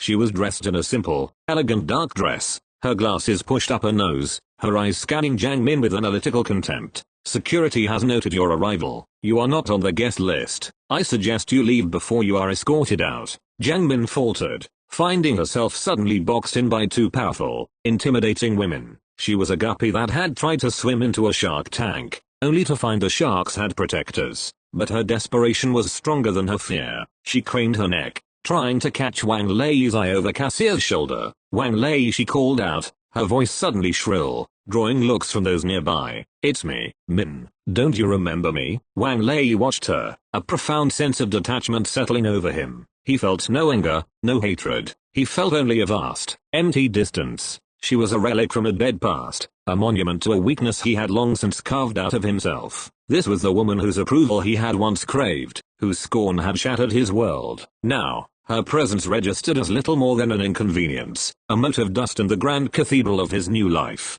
He looked at Serafina, whose concerned gaze was fixed on him, her hand squeezing his reassuringly. He looked at Cassia and Mei, his formidable lieutenants, who had instinctively formed a protective cordon around him. This was his reality now, and Zhang Min had no place in it. The scene had created a small, localized bubble of silence in the bustling ballroom. The nearby guests, sensing drama, watched with rapt attention. Zhang Min, rebuffed by Cassia and Mei, took a desperate step sideways, finally finding a clear line of sight to Wang Lei. "Wang Lei, please," she said, her voice now taking on a pleading, saccharine tone that grated on his ears. "I heard about all your success. I'm so proud of you. I made a mistake, a terrible mistake. I was young, I was foolish. Magnus, he pressured me." Wang Lei remained silent, his expression unreadable. He let her talk, letting her spin her web of self-serving lies. "The moment we broke up, I regretted it," she continued, a fake tear welling in her eye. "These past few months have been awful without you. Seeing you up on that stage, I just knew it was fate giving us a second chance. We can be like we were before. I can be by your side for all of this." Her words were a masterclass in revisionist history. She spoke as if their shared past was a treasured memory, not the source of his deepest humiliation. She looked past Serafina as if she were a temporary accessory, an obstacle that could be brushed aside. The sheer audacity of it was almost impressive. Whispers rippled through the nearby guests. "Is that her? The university girlfriend?" one socialite murmured to another. "I heard he was devoted to her before he made it big." The public acknowledgement of her former role, the one she had so carelessly thrown away, made the stage for her humiliation complete. Serafina's hand tightened on his arm, a protective gesture. She said nothing, her trust in him absolute. This was his ghost to exorcise. Finally, Wang Lei spoke. His voice was not angry or loud. It was quiet, calm, and utterly devastating. "Do I know you?" he asked. The question hung in the air, a blade of pure, chilling indifference. Zhang Min's practiced smile froze on her face. "What, Wang Lei? It's me, Min. From university. We were together for..." Her voice faltered. "I remember a university, and I remember a lesson I learned there," Wang Lei said, his gaze as cold and distant as a faraway star. "I learned that a person's worth is not determined by the approval of others. I learned that true strength is built from the ashes of your lowest moments." It was an expensive lesson, and I am grateful to the person who taught it to me, but I'm afraid I've forgotten her name. Every word was a perfectly placed stone, building a wall between them so high and so thick that she could never hope to scale it. He wasn't yelling. He wasn't insulting her. He was erasing her. He was denying her the one thing she craved, a connection to his new reality. He was relegating her to the status of a forgotten, anonymous footnote in his life story. This was the ultimate face-slapping. It was not a physical blow, but a metaphysical one, an act of such profound indifference that it invalidated her entire existence in his world. The blood drained from Zhang Min's face. The faint tears, the desperate hope, the rapacious ambition, it all curdled into a mask of pure, ugly shock. This quiet, dismissive rejection was 1,000 times more painful than any shouted insult could ever be. He didn't hate her. Hate would have been a connection. He felt nothing for her at all. She looked at the women standing beside him, at Serafina, whose quiet dignity and genuine love for Wang Lei made her own desperate plea seem pathetic, at Cassia, whose sharp, predatory gaze sized her up and found her utterly wanting, at May, whose analytical stare seemed to strip her bare, cataloguing her every flaw. She was surrounded by a phalanx of power, beauty, and intellect that she could never hope to compete with. She had come here seeking a lifeline back to a world of wealth and power. Instead, she had been rendered invisible, utterly and completely defeated, with no one to blame but herself. Zhang Min turned and stumbled back through the crowd, her face burning with a shame far deeper and more real than any Wang Lei had ever felt. The ghost of the past had been exorcised, not with anger, but with the quiet finality of a closed door. As Zhang Min retreated into the crowd, a wave of relief washed over Wang Lei. The final tie to his old life had been severed,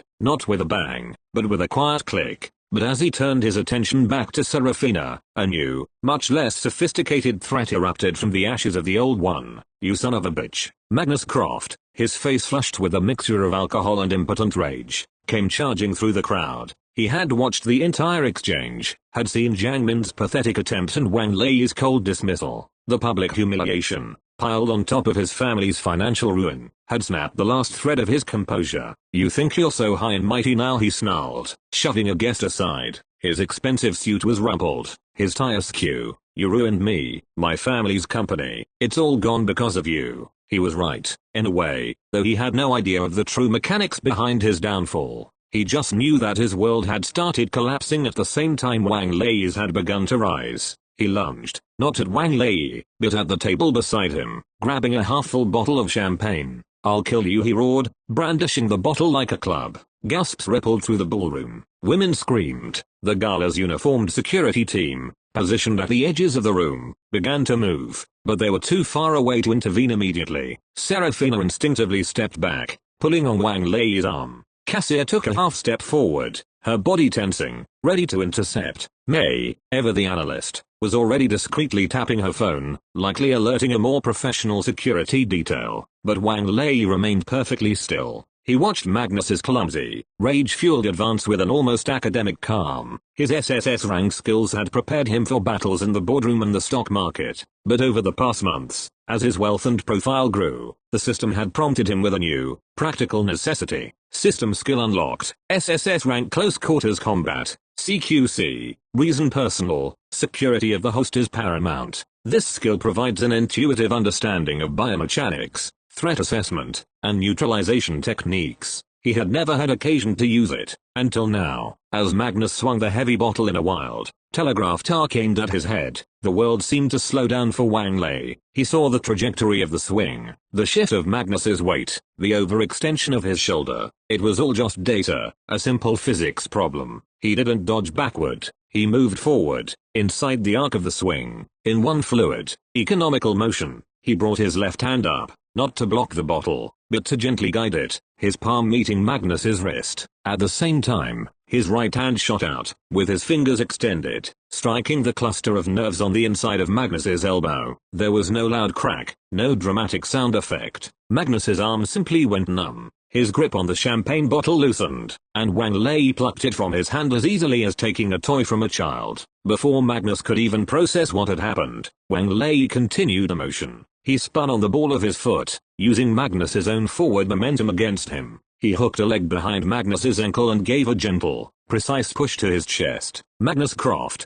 the once arrogant scion, tumbled backward in a clumsy, undignified heap, landing on the floor with a startled grunt, completely unharmed but utterly neutralized. System alert. Physical threat neutralized. Host CQC efficiency rating, 98.7%. Minimal excess movement detected. Assessment, flawless. The entire sequence had taken less than 2 seconds. Wang Lei stood over him, holding the champagne bottle. He didn't look angry or even ruffled. He looked like a man who had just dealt with a minor inconvenience, like brushing a piece of lint from his suit. The gala's security team finally arrived, grabbing the dazed and confused Magnus by the arms and hauling him to his feet. Wang Lei calmly handed the champagne bottle to a stunned-looking waiter. He then turned to the silent, wide-eyed crowd, his composure absolute. "My apologies for the interruption," he said, his voice carrying easily through the quiet room. He adjusted his cufflink. "It appears some people handle failure with less grace than others.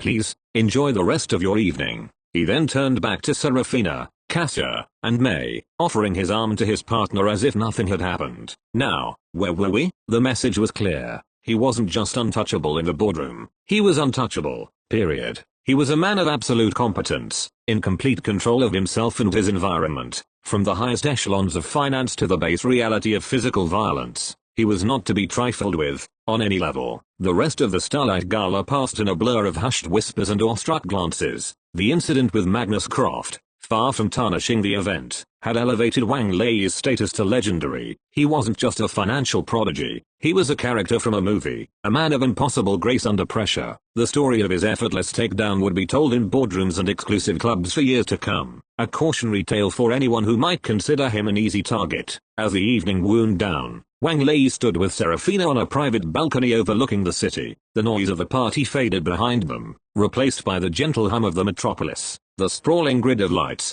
once a symbol of a world that had rejected him, now felt like his personal domain. He felt Serafina's hand slide into his. "Are you alright?" she asked, her eyes searching his. "I've never been better," he replied, and it was the absolute truth. He looked at her, the loving, brilliant woman who was the anchor of his new life, his primary partner. Her presence was a constant, warm light that had guided him out of the darkness. His gaze drifted back to the ballroom. Through the glass, he could see Cassia, now surrounded by a circle of fawning executives, commanding the room with her sharp, predatory grace, a formidable general executing his will. He saw May, standing quietly near the edge of the room, her eyes constantly scanning, her phone occasionally glowing, his unseen shield, the silent guardian of his empire. In another part of the city, Old Wei was likely closing up the cornerstone, a respected and prosperous business owner, a symbol of the benevolent side of Wang Lei's power. Every loose end had been tied, every ghost had been laid to rest. The humiliation he had suffered was not just rectified,